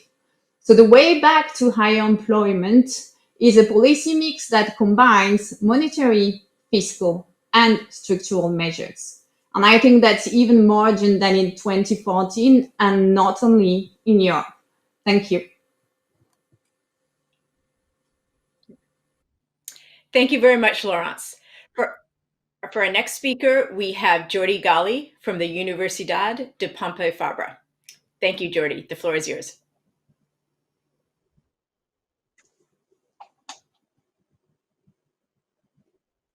Okay, thank you very much, Christine, for the introduction. Let me say I'm delighted to be able to participate in this stimulating symposium. Any discussion of post-pandemic monetary policy may benefit from recalling some of the challenges facing monetary policy before the pandemic. In my opinion, those challenges were twofold. First, a persistent decline, the first challenge was given by a persistent decline in R star, the long-run neutral real interest rate. The significance of that decline is supported by much empirical evidence as well as model simulations. As is well known, for a given average inflation, a decline in R star implies less room for monetary policy to respond to large adverse shocks before it hits the effective lower bound of ELP. A second challenge pertains to the flattening of the Phillips curve. There is a weakening of the relation between economic activity and inflation. The decoupling between inflation and economic activity makes it harder for monetary policy to revert any deviation of inflation from target. Now, how will the current pandemic affect the previous state of things once the health crisis is over? Now, in my view, it will strengthen the challenges facing monetary policy, at least for two reasons. First, the current downturn is likely to persist well beyond the end of the health crisis, calling for additional monetary space precisely at the time when the latter has been all but exhausted. And secondly, the fear of recurrent pandemic shocks in the future may raise households' precautionary savings and discourage firms' investment, bringing down R star even further.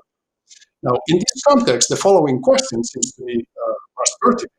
Should central banks modify their current monetary policy framework, characterized by flexible inflation targeting strategy and 2% inflation target, in order to enhance their ability to respond or counteract future large adverse shocks? Now, three options would seem to be available. First, central bank could keep the monetary policy framework unchanged and rely on ad hoc and conventional policies when the ELB is attained. I take this to be like the default choice and represent the status quo. Secondly, it could adopt a new strategy with an unchanged inflation target. And third, it could raise the inflation target with an unchanged strategy. Now, each of these options obviously has its own strengths and weaknesses. Let me briefly discuss some aspects of each. Now, option one relies on the effectiveness of unconventional policies to get around the ELB constraint when the latter is binding. In some recent papers by Swanson and Williams, De Bortoli, Gambetti, and myself, it has been shown that the long-term interest rates responded to macro news and macro shocks during the period in which the ZLB was binding in the US in a way similar to previous periods. And that may suggest some kind of practical ZLB irrelevance. Now, it's important to say that the focus of those papers was on responses to specific news, specific shocks. Another question, at least equally importantly, was whether unconventional monetary policies were successful at reducing the relevant market interest rates in a way commensurate to the decline in economic activity over the downturn as a whole, as opposed to in response to specific news or specific shocks. So let me show you some evidence that suggests that this was not the case. So what you see in this picture, and this is going to be very simple evidence, what you see in this picture is the cumulative decline in the federal funds rate over the last three recessions in the US. normalized, that is divided by the cumulative increase in the unemployment rate during the same episodes.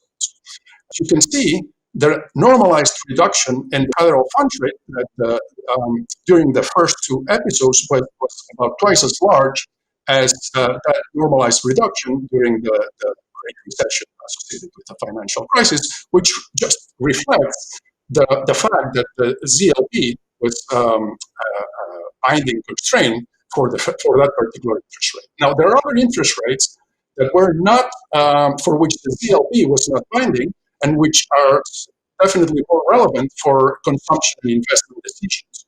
The question is whether unconventional monetary policies manage to steer those interest rates in a way similar to previous episodes, at least when we normalize, obviously, by the magnitude of the recession. So what you see here in red are the normalized reduction in the 2-year government bond yield, again normalized by the increase in the unemployment rate. And again, we see the same pattern that we observe in the federal funds rate, even though that yield will never hit the ZLP. The same is true now in orange if we look at the 10-year government bond yield. Though now the difference between the last episode and the next to last is somewhat smaller. And a similar picture emerges now in dark blue if we look at the normalized reductions in corporate bond yields. This evidence suggests that there are limits to the effectiveness of unconventional policies in responding to large and persistent adverse shocks when the ELB becomes binding. So a second option consists in the adoption of a new strategy to replace flexible emission target while keeping the inflation target at 2%. Now, most of the replacement strategies under consideration involve some commitment to make up in the future for any current deviations from the inflation target. Though the proposed make-up strategies found in the academic and policy discussions differ in terms of the details, they all share the plan to overshoot the inflation target sometime in the future if current inflation falls short of its target. Now, the anticipation of that overshooting and the extra boost to economic activity that it should go along with it should dampen the initial impact on output and inflation of any large adverse shock, thus limiting the size of the required stabilizing interventions, that is, shrinking the required monetary policy space. An example of a make-up strategy that displays very good performance, at least in the computer, is the one proposed by Ben Bernanke, Mike Kiley, and John Roberts in a recent paper under this complicated name that you see here in the slide. Now, this strategy essentially calls for keeping the policy rate at the ELB until average inflation over a reasonable period, say 1 year or 2 years, is back on target, reverting to flexible inflation targeting after that. Now, I interpret the recent revision of the Fed strategy statement as being consistent with that particular approach, even though it may arguably accommodate variations that differ in terms of details. Now, one may interpret the adoption of such make-up strategies as a systematic way of incorporating forward guidance in the policy strategy with the consequent reduction of uncertainty regarding future policy decisions.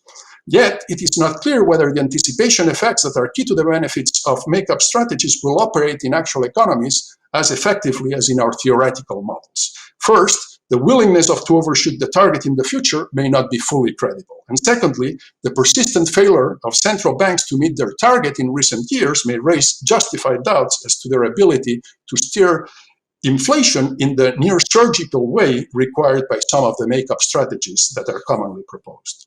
By way of contrast, the adoption and successful attainment of a higher inflation target, that's option 3, should bring clear benefits in terms of additional monetary policy space without the need to rely on the effectiveness of ad hoc unconventional policies or the less than certain anticipation effects of make-up strategies.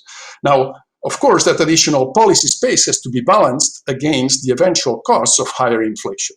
Now, in my recent Brookings paper with Philippe Andrade, Herbert Levy-Han, and Julian Materon, we find that at the margin, the additional costs of inflation are close to negligible relative to stabilizing gains associated with a higher average nominal rate. More specifically, our findings suggest that the inflation target should be adjusted 1-for-1 in response to a decline in R star. Now, given estimates of that decline, that suggests that central banks should adopt, at least in advanced countries, an inflation target between 3% and 4%. Given the persistent undershooting of the current inflation target, a proposal to increase that inflation target may understandably raise some eyebrows. This may be avoided if the adoption of a higher target follows the principles of gradualism and opportunism. First, an announcement could be made that a higher inflation target may be considered for adoption sometime in the future, but in no case before the current target is attained. Secondly, the new target, once announced, could be adopted at a time when inflation significantly overshoots the current target. That timing would facilitate the adjustment of expectations and the transition to the new steady state. Let me conclude. The existence of an effective lower bound on the policy rate makes estimates of R star a key ingredient in the design of the monetary policy framework. When the current framework in place was designed, those estimates were substantially higher than they are today. If the estimated change in R star is viewed as a permanent or nearly so development, that framework should be adjusted accordingly.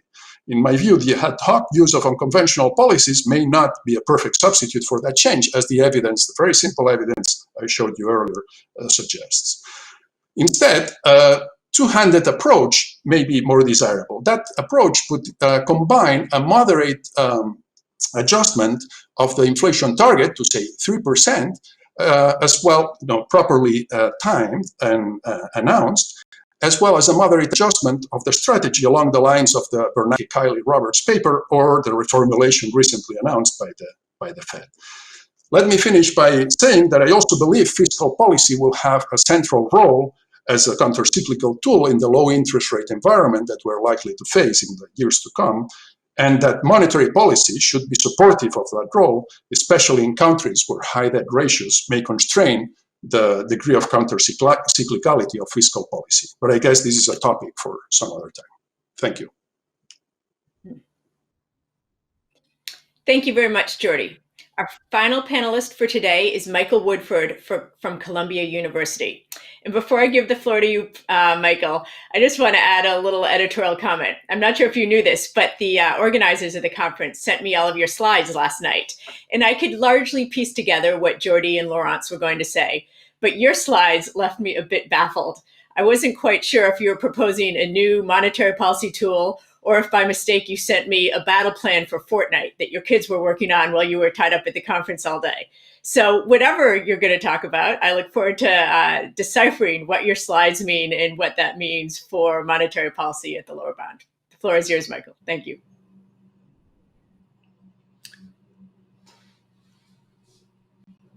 Hi, I'd really like to thank the organizers for having me be part of this panel. It's been both a very dramatic time for the world economy and, of course, also for new developments in monetary policy. I think the theme that's been proposed for discussion for this panel is obviously a very timely one. Since the global financial crisis in 2008, the effective lower bound on central bank policy rates has increasingly come to constrain monetary policy choices, both in the US and in many other places.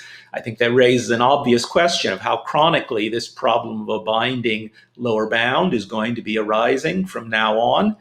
And given that, it's an obvious question to what extent we need to think about adopting a different monetary policy strategy for that kind of environment. A lot of the discussion of this challenge over the last few years has urged that we find ways to try harder to make further reductions in real interest rates possible despite the effective lower bound on policy rates. So one approach that's often discussed is experimenting with negative interest rates despite what we used to think was the effective lower bound.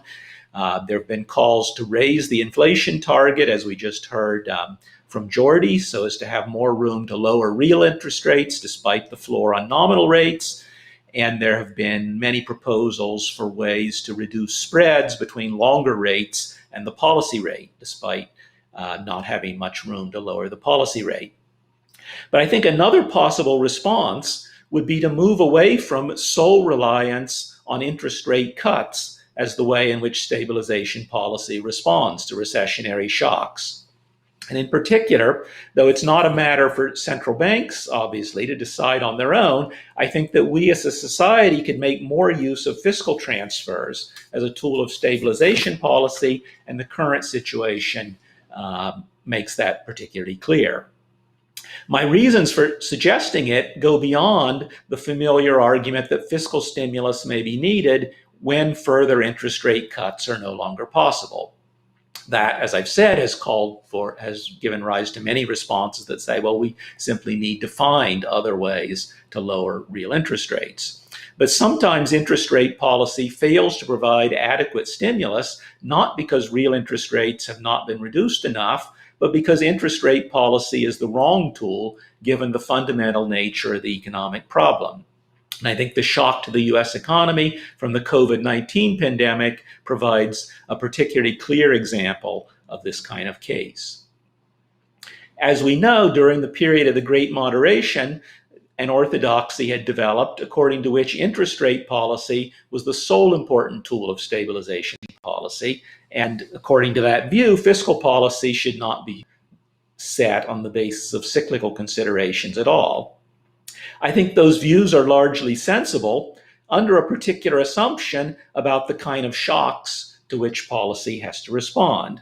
Namely, for the case in which both supply and demand shocks may be occurring, but they affect all sectors of the economy to a relatively similar extent. In this kind of a case, variations in both the overall level of economic activity and variations in the real interest rates required to keep aggregate demand in line with aggregate supply are going to pose little problem to the existence of a balanced circular flow of payments. And that's the crucial difference in the current situation. Now, for what I mean by a balanced circular flow of payments, I want to refer to this diagram on my first slide. So this shows a simple schematic of an economy made up of 4 sectors. In the case that's shown here, the level of the real interest rate induces units in each of these sectors of the economy to desire to spend an amount that I've normalized here as 100. That's the amount that they desire to spend if they can finance this level of spending. I've furthermore assumed that units in all these parts of the economy always desire to split their spending in a particular way, 25% of it on products of their own sector, 75% of it on products of the next sector located counterclockwise around the diagram from their sector. So that's a simple pattern of flows, payments flows between sectors. And what I want to point out about this diagram of this normal situation is that it results in a balanced circular flow. Each of the units is spending 100, the arrow going from it back to its own sector of 25 and an arrow of 75 going to the next sector. But each unit is also receiving 100 as income. And this balance in the circular flow means the economy can function smoothly, even if many units are operating typically with a low level of liquid assets, and even if many of them find it difficult to borrow against future income. Because in this situation with the balanced circular flow, enough income is always coming in from current sales to finance desired spending. Now, there can be shocks to the economy that change the natural rate of interest, say a shock that lowers the natural rate of interest. The efficient pattern of activity, if the efficient pattern of activity continues to be a balanced one like this, because most parts of the economy have been similarly affected, then it's going to suffice to lower interest rates. In the situation depicted here, borrowing constraints don't bind for any sector, so spending in all sectors should be determined effectively by variations in the level of real interest rates. Varying real interest rates should affect incentives for spending similarly in the different sectors. Fiscal transfers will then be unnecessary, and indeed in standard models will be largely ineffective when borrowing constraints are not binding. But the situation is going to be quite different if we have a shock like the COVID-19 pandemic. So this is a type of disturbance which has the consequence that some economic activities have to be suspended for public health reasons, while many other activities can still occur. So in the example I'm going to talk through here, I'm going to assume that sector A is the one that has to shut down. It can no longer deliver its products because of the public health problem, but that the goods produced by the other three sectors can still be produced and consumed as before. Under that assumption, the efficient pattern of activity is going to be the one shown on the next slide, this one. So what I've done is I've zeroed out the arrows that went into sector A, representing payments for purchases from sector A. No one is able to make the purchases from sector A anymore, but it would still be efficient. If we ask about the efficient allocation of resources, it would still be efficient to have production and consumption of all of the other goods with the same pattern, represented here by these same arrows representing quantities purchased from sectors B, C, and D, and also indicating who is making those purchases. Now, the problem with this as a recipe for the efficient allocation of resources is that this situation shown on the slide would be no longer at all close to a balanced flow of payments. So you see that sector A is still spending a lot but getting no income. Sector D is instead getting much more income than it's spending because it's no longer able to spend on the products of sector A. So sector A, of course, is the sector of people producing things like restaurant meals and theater performances that are no longer able to do them. Sector D is people like Nick Bloom's situation that he told us about earlier in the day, who find themselves with lots of income still coming in and not nearly as many useful things to spend it on. Okay, so this disrupts the circular flow. And the question is, what can happen in equilibrium then, assuming that many people have been operating with relatively low levels of liquid balances? The answer is one would then move relatively quickly to a situation, in the absence of monetary or fiscal policy support, one would move to a situation like the one shown on this next slide. Sorry, not that one. I'm having trouble moving these slides. Okay, yes, this one. Okay, so what's happened here is sector A had no more income. It has to stop spending. Sector B then no longer gets income from spending by sector A. Sector B spends a large fraction of its income on sector C rather than on itself. So one gets to an equilibrium in which sector B is no longer able to spend. Similarly with sector C, it ends up that sector D is the one that continues to hold all the liquid assets, continues to be able to spend, but assuming real interest rates are the same, its desired level of spending on sector D products is the same as it was back in that original slide. So I've numbered that as 25. So that's the equilibrium we get to in the absence of any policy response. And what one sees is, while it was efficient for economic activity to decline rather sharply. In my example, a fourth of the economy needed to be shut down. What can happen in equilibrium in the absence of any change in policy is a much more dramatic reduction in economic activity than that. Well, this was a case where there was assumed to be no policy response. So one might ask, what if instead monetary policy responds by slashing interest rates, which is what people automatically think of in the case of an inefficient, if they think the level of economic activity is inefficiently low.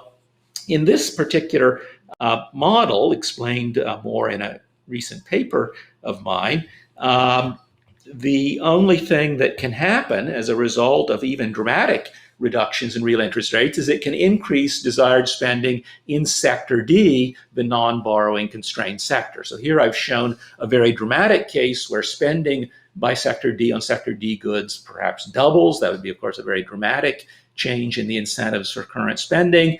But even in that case, what you see is the relaxation of real interest rates wouldn't do anything to increase spending of the other kinds, the kinds of spending that were in fact inefficiently low. Sector D's spending on D products is increased, but that was already at its socially efficient level, the one that it had back on the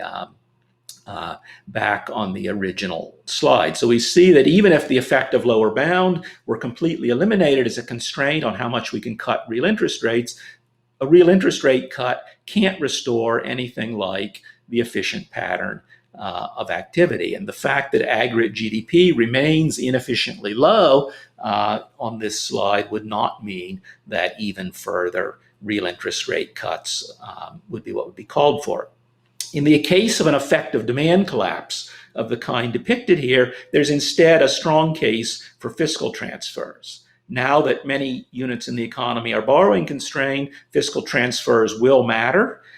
Furthermore, they don't just matter for increasing aggregate demand. They can increase aggregate spending, but they can increase the kinds of spending that are needed to restore an efficient allocation of resources, unlike what monetary policy alone. Furthermore, they can do that even without being precisely targeted. And so to give one example of that, I want to show here. I'm having trouble getting the slide to move. I want the next, yes, this, okay. So this is one simple example of what can happen. Sorry, I want that slide again. Okay, this one. No, I want this slide. So this is an example where completely indiscriminately, checks are simply sent to everyone in the economy. So suppose it's not possible to target them on who was in fact borrowing constrained or who most needed an additional source of income, but simply send the same amount, 75, to every unit in the economy. If those transfers, even when not well targeted, are large enough, it becomes possible to support the first best efficient allocation of resources as the new equilibrium, which is what's shown here on this slide. So some sectors are receiving transfers they didn't need, but they simply save them. Sector A, it's crucial to have that income support from the transfers, and it's allowing the level of spending associated with the first best equilibrium to occur. So it's interesting to observe that the transfers can be relatively indiscriminately targeted without creating the kind of distortions that too large of interest rate reductions do. And the reason is because even if many people are getting transfers that didn't need them, they have an incentive to simply save that money, to spend it later rather than spending it inefficiently now. So people who don't need the transfer are in this equilibrium saving it, whereas the real interest rate reduction instead increased inefficient uses of current resources. Furthermore, it's worth pointing out that achieving the first best allocation of resources in this example doesn't require any reduction in real interest rates. In this slide, I've assumed the real interest rate has remained the same as it was before. And in this example here, in fact, achieving the first best allocation of resources requires that interest rates not be cut. If they were cut, then there would be further spending than shown here, and that would be inefficient. So the general lesson is that fiscal policy is indeed quite important as a tool of stabilization policy, at least in the kind of disturbances that the pandemic has represented. This doesn't mean that central banks have no role to play in responding to a crisis like the COVID pandemic. To the extent that the social insurance that ideally would be provided by fiscal policy is inadequate, or there are doubts about whether it's going to come online fast enough, capital markets and financial institutions may come under strain as people anticipate a potential wave of insolvencies of the kind that I showed in that intermediate slide. And in a case like that, it's altogether appropriate that the central banks step in, as the Fed and the Bank of England, we heard about earlier this morning, did early in this crisis to ensure the functioning of the financial system. Similarly, I think the ECB's role in containing the size of sovereign spreads in the Eurosystem that Phil Lane spoke about yesterday has been quite useful in the context of the current crisis. But I would point out that these efforts to avoid impairment of financial intermediation are not the same thing as trying to push the safe real rate of interest to a substantially lower level. And I don't think that the effective lower bound on policy rates is an important constraint on those particular types of actions. To the extent that deep cuts in real interest rates are not really what's needed to deal with this kind of crisis, it follows that the existence of the effective lower bound may not really be what's keeping the economy from recovering more quickly right now. And that in turn means that there may be less to be gained from raising the long-run inflation target. than a focus on the lower bound constraint might suggest. Thanks.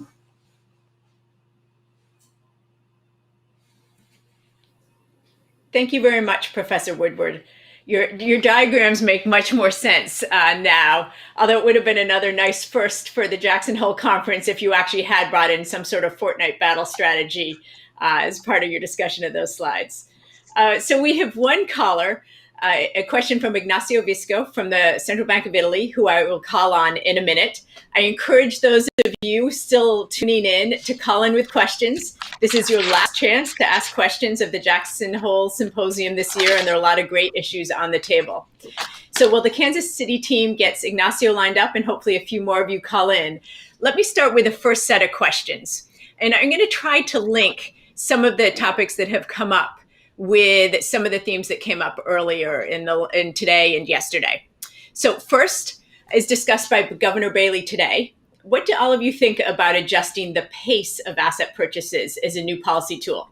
It seemed to hit some effect in the UK. Do you think that is a valid new tool we can add to our toolbox, or just really state contingent?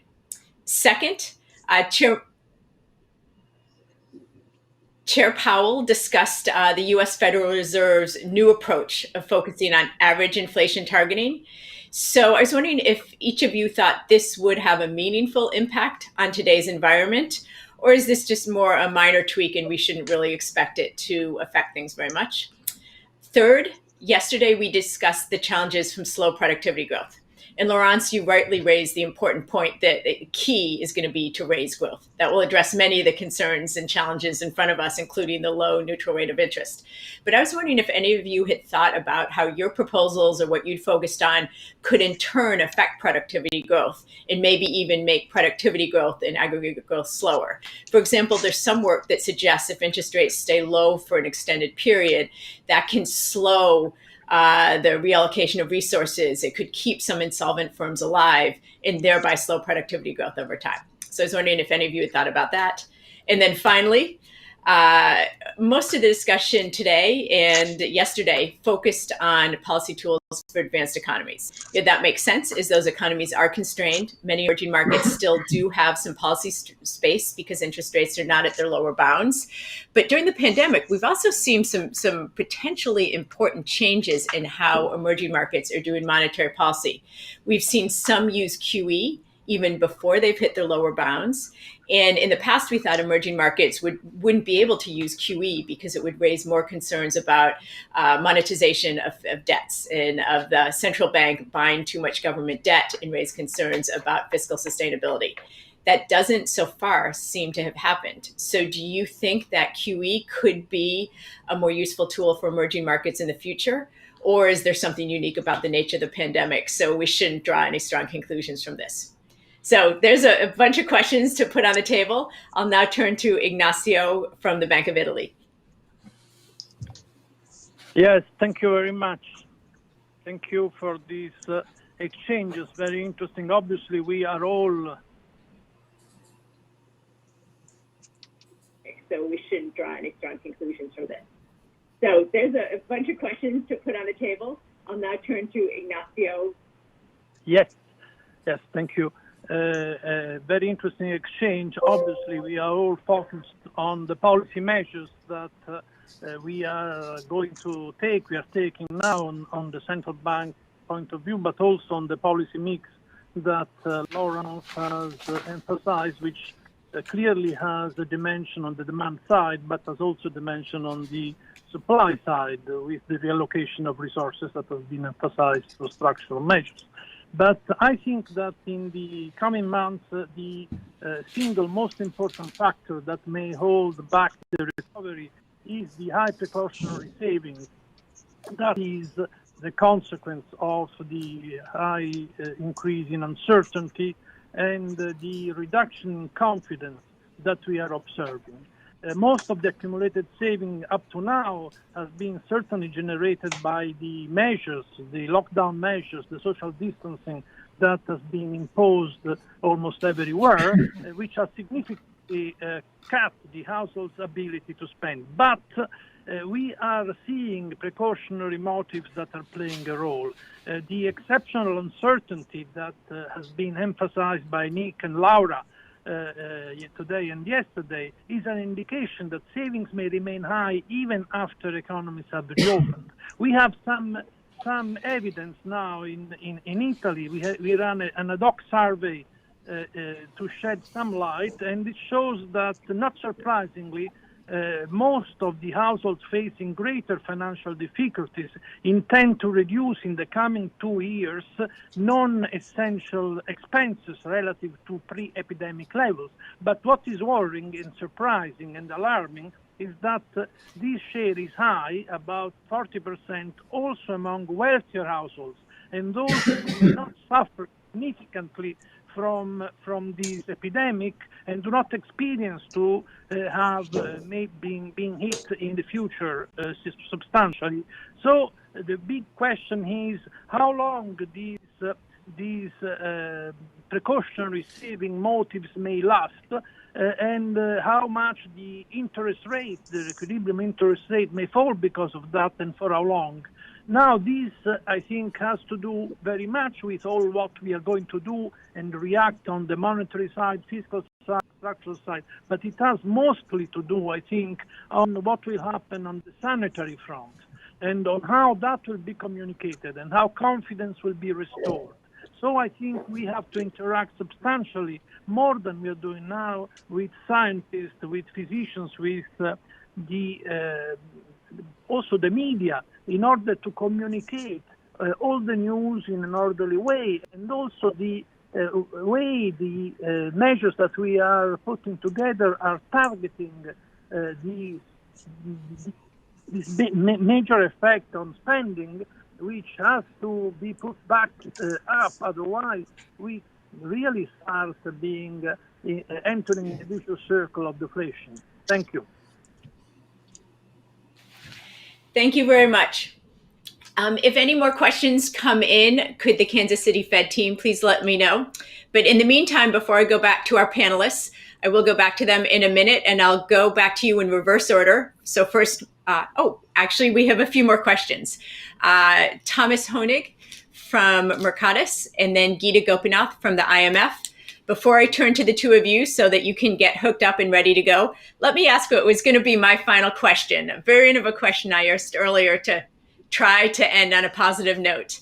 So let's go back to a potential scenario, one that we don't talk about often. I'm not saying it's probable, but just to try to be a bit more positive and end our moniker of being the dismal science. So let's say the vaccines we're developing are successful. We are able to mass produce them. By the end of the year, we have ended the lockdown. We are not concerned about COVID. Business is back up and running. Pent-up demand, the savings that has been discussed is being spent, and people are delighted to be out and go to restaurants, go to football games, go to movies.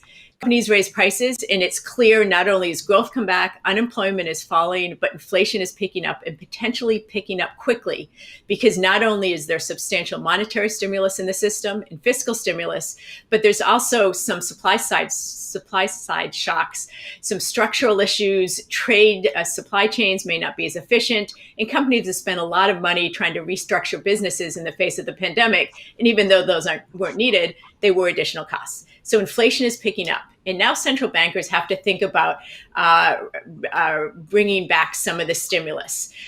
How do you think this will work with so much unconventional stimulus in the system? Is it going to be very hard for our traditional tools of raising interest rates to rein in inflation if that time came around?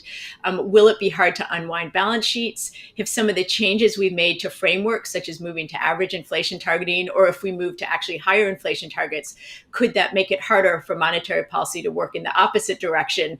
If at some point, hopefully in the future, we get back to the old-fashioned problem of inflation being too high instead of too low. So I'll put that on the table. And now let's go to Thomas Honig and then Geeta. Thomas, please. For Michael Woodford. Thank you. My question is mostly for Michael Woodford, and it has to do with this misallocation of resources. So if you consider the possibility that you're lowering nominal interest rates to zero, near zero, and leaving there for an extended period of time, do you not then cause a misallocation of resources, which pushes the natural rate down further, then causing the central bank to want to pursue it further misallocating resources, and you get yourself in a very undesirable vicious cycle? And how do you get out of that unless other than through fiscal policy? Thank you. Thank you. Geeta Gopinath from the IMF, the last comment from the floor. Thank you. Hi, my question is for Jordi. Jordi, I was wondering what you made of the presentation from URI that showed the negative impact of higher inflation expectations on decisions by households and firms. You, in your presentation, said that one way to solve the problem going forward is to have a higher inflation target, moderately higher, 3%. And you also mentioned some work that you have that shows that actually that does well. So I was just wondering, I was looking forward to your views on Yuri's work. Thank you. Thank you very much. Let's turn back to the panelists now, and we'll go in reverse order. Start with Michael, then Jordi, then Laurence. Okay, I mean, I should start by responding to Tom Honig, who was asking about the whether keeping lower interest rates at their lower bound for a long time is potentially a problem leading to a misallocation of resources that can make it harder to get out of that situation. And I think that the answer is that is a concern. I think that one of the reasons why I'm a little uncomfortable with the degree of focus in recent discussions on the idea that we're now going to be permanently in a low interest rate environment and perhaps permanently at the lower bound is exactly this concern that we may be constantly at the lower bound because we're trying to use low interest rates to solve problems that they're not very effectively able to solve. And so I think that more attention does need to be given to the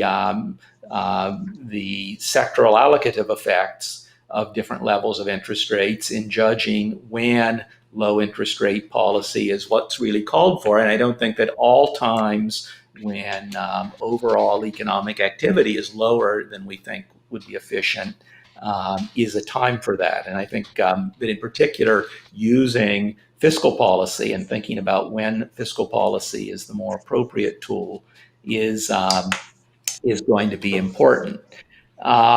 In terms of Kristen's questions, I guess one that I'm particularly happy to get to say something about, given the dramatic development of this conference being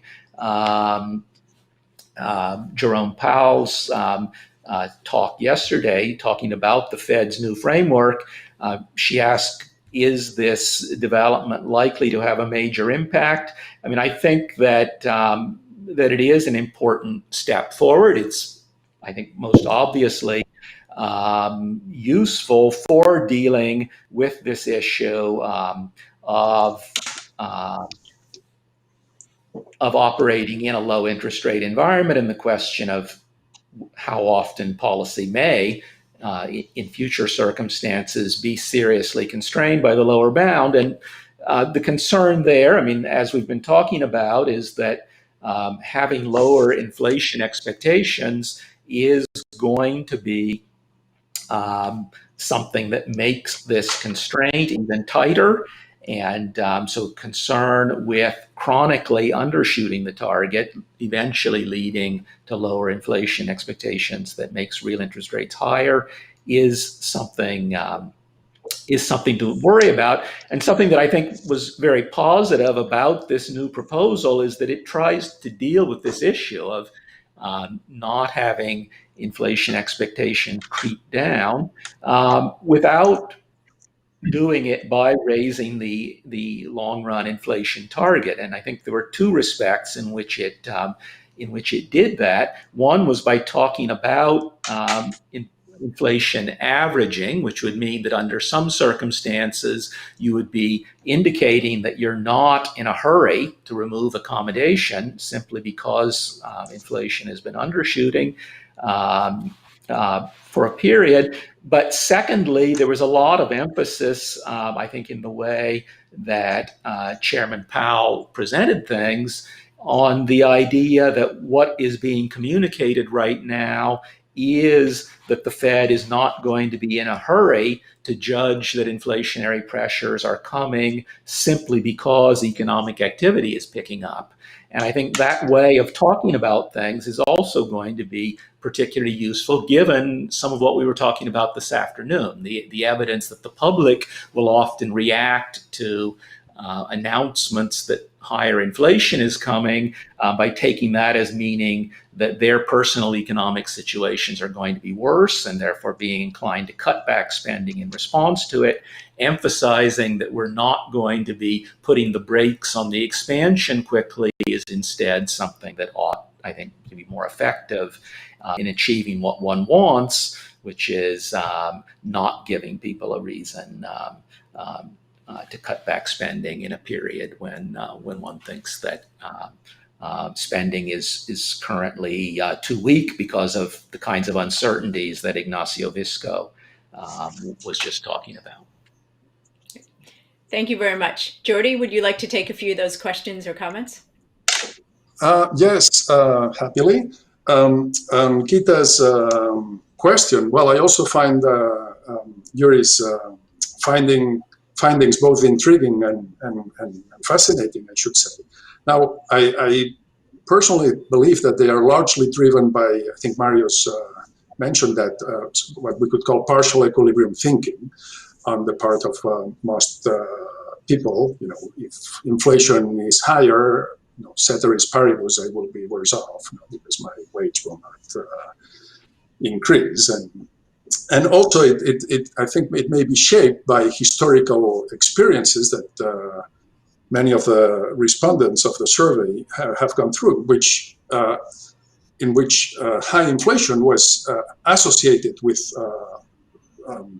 very poor economic performance. Okay, so people may somehow associate high inflation with bad things. Now, I don't think that the kind of very moderate changes in inflation that I was referring to when I mentioned the possibility of raising the inflation target to, say, 3% would have any significant impact on people's views about their welfare prospects or anything like that. The same way that, having experienced an inflation below 3%, below 2%, sorry, for a number of years now in many advanced economies, that has made people particularly happy. Okay, so I wouldn't view this as a factor to be considered when thinking about the possibility of raising the inflation target. On the other questions, let me address one of Christine's points. No, you said whether the Fed's announcement or the reformulation of the strategy statement was just a minor tweak or a significant change. I really think it's a major change, in the sense that, as far as I know, it's the first time, at least in recent history, that the commitment to overshoot the inflation target is put on paper. Okay, and that's very significant. Now, of course, the proof is in the pudding. So we'll see in the next few months or years the extent of that commitment. And one way to test it will be to look at the forecasts of FOMC members on inflation at different horizons. Okay, and the extent to which they believe they can deliver on that commitment. So if inflation is below the target today and the effective lower bound is binding, as I believe this is the current situation. And if that new strategy is going to be effective and the FOMC members are truly committed to it, we should expect their forecasts of inflation somewhere down the road to exceed the 2% inflation target. So I look forward to seeing whether that will be the case or not. Yes, Jordi, I can already imagine the number of academic papers that are going to be written testing whether this announcement has had a meaningful effect on inflation expectations and some market pricing. Maybe next year at Jackson Hole, we'll have some first results. For our final set of comments today, our final reactions, Laurence, the screen is yours. Okay. Thanks. I'll be very quick, actually, because I think I agree with a lot of what has been saying.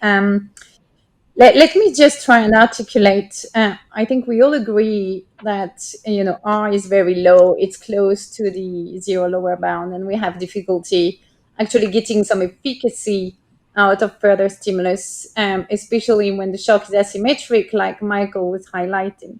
So then you turn to fiscal support. I think not only because the shock is asymmetric across sector, but also because if you want an efficient reallocation of resources, then you will need to support people with some income. And for that, you need fiscal policy. And I think that brings me to the main difference we haven't mentioned here between monetary and fiscal policy, which is the distributional impact. And I actually find that it's a huge progress of this crisis, if I may say so, that we are using fiscal policy for what it's best at doing, which is to have distributional effect and correct the negative distributional one, especially when monetary policy has been accused of fueling inequality before. But then, and I want to come back to this also for the average inflation targeting. I think having the new monetary policy framework will actually allow it to get the reallocation process of people and capital from the sectors that will be impaired for the long term. I don't think we'll go to a restaurant or travel in the same way as what we've been doing for a while, even with a vaccine. The behavior of the people are going to change because this is a long-lasting shock, which I think was partly the discussion about the fear effect that we had yesterday. So having this prolonged fiscal and monetary policy while we help the economy restructure will be super important, and then overshooting the target for a while with such a credible framework would hopefully be the least of our worry. Mm-hmm. Okay, thank you very much, Laurence, Jordi, and Michael. Before concluding this session, I also want to say thank you to President George and the team at the Kansas City Fed. Even though you couldn't replicate the setting of Jackson Lake Lodge, you were able to replicate the insightful program and stimulating discussions. So I will raise my cowboy hat to you and hand the screen over to our president and our host, Esther George, to close today's proceedings. Thank you. Thank you, Kristen. As we wrap up this year's symposium, I extend my thanks to everyone who joined us. My special thanks to Fed Chairman Jay Powell and other central bank governors, the authors, discussants, and panelists for all of their contributions. And to Susan Collins and Kristen Forbes, my deep gratitude for their courage and patience in taking on the role of moderators this year. It's a difficult job in any circumstance, but certainly even more so for a virtual program. Taken together, these contributions and the discussions we've had over the past 2 days will undoubtedly help to guide the path for central bank policy in the decade ahead. In my opening comments yesterday, I mentioned the lingering shadow of the financial crisis and the current shadow of the pandemic. When we convene next year, I hope the only shadow we have to contend with is the shadow of the Grand Tetons. Until then, happy trails. We're adjourned.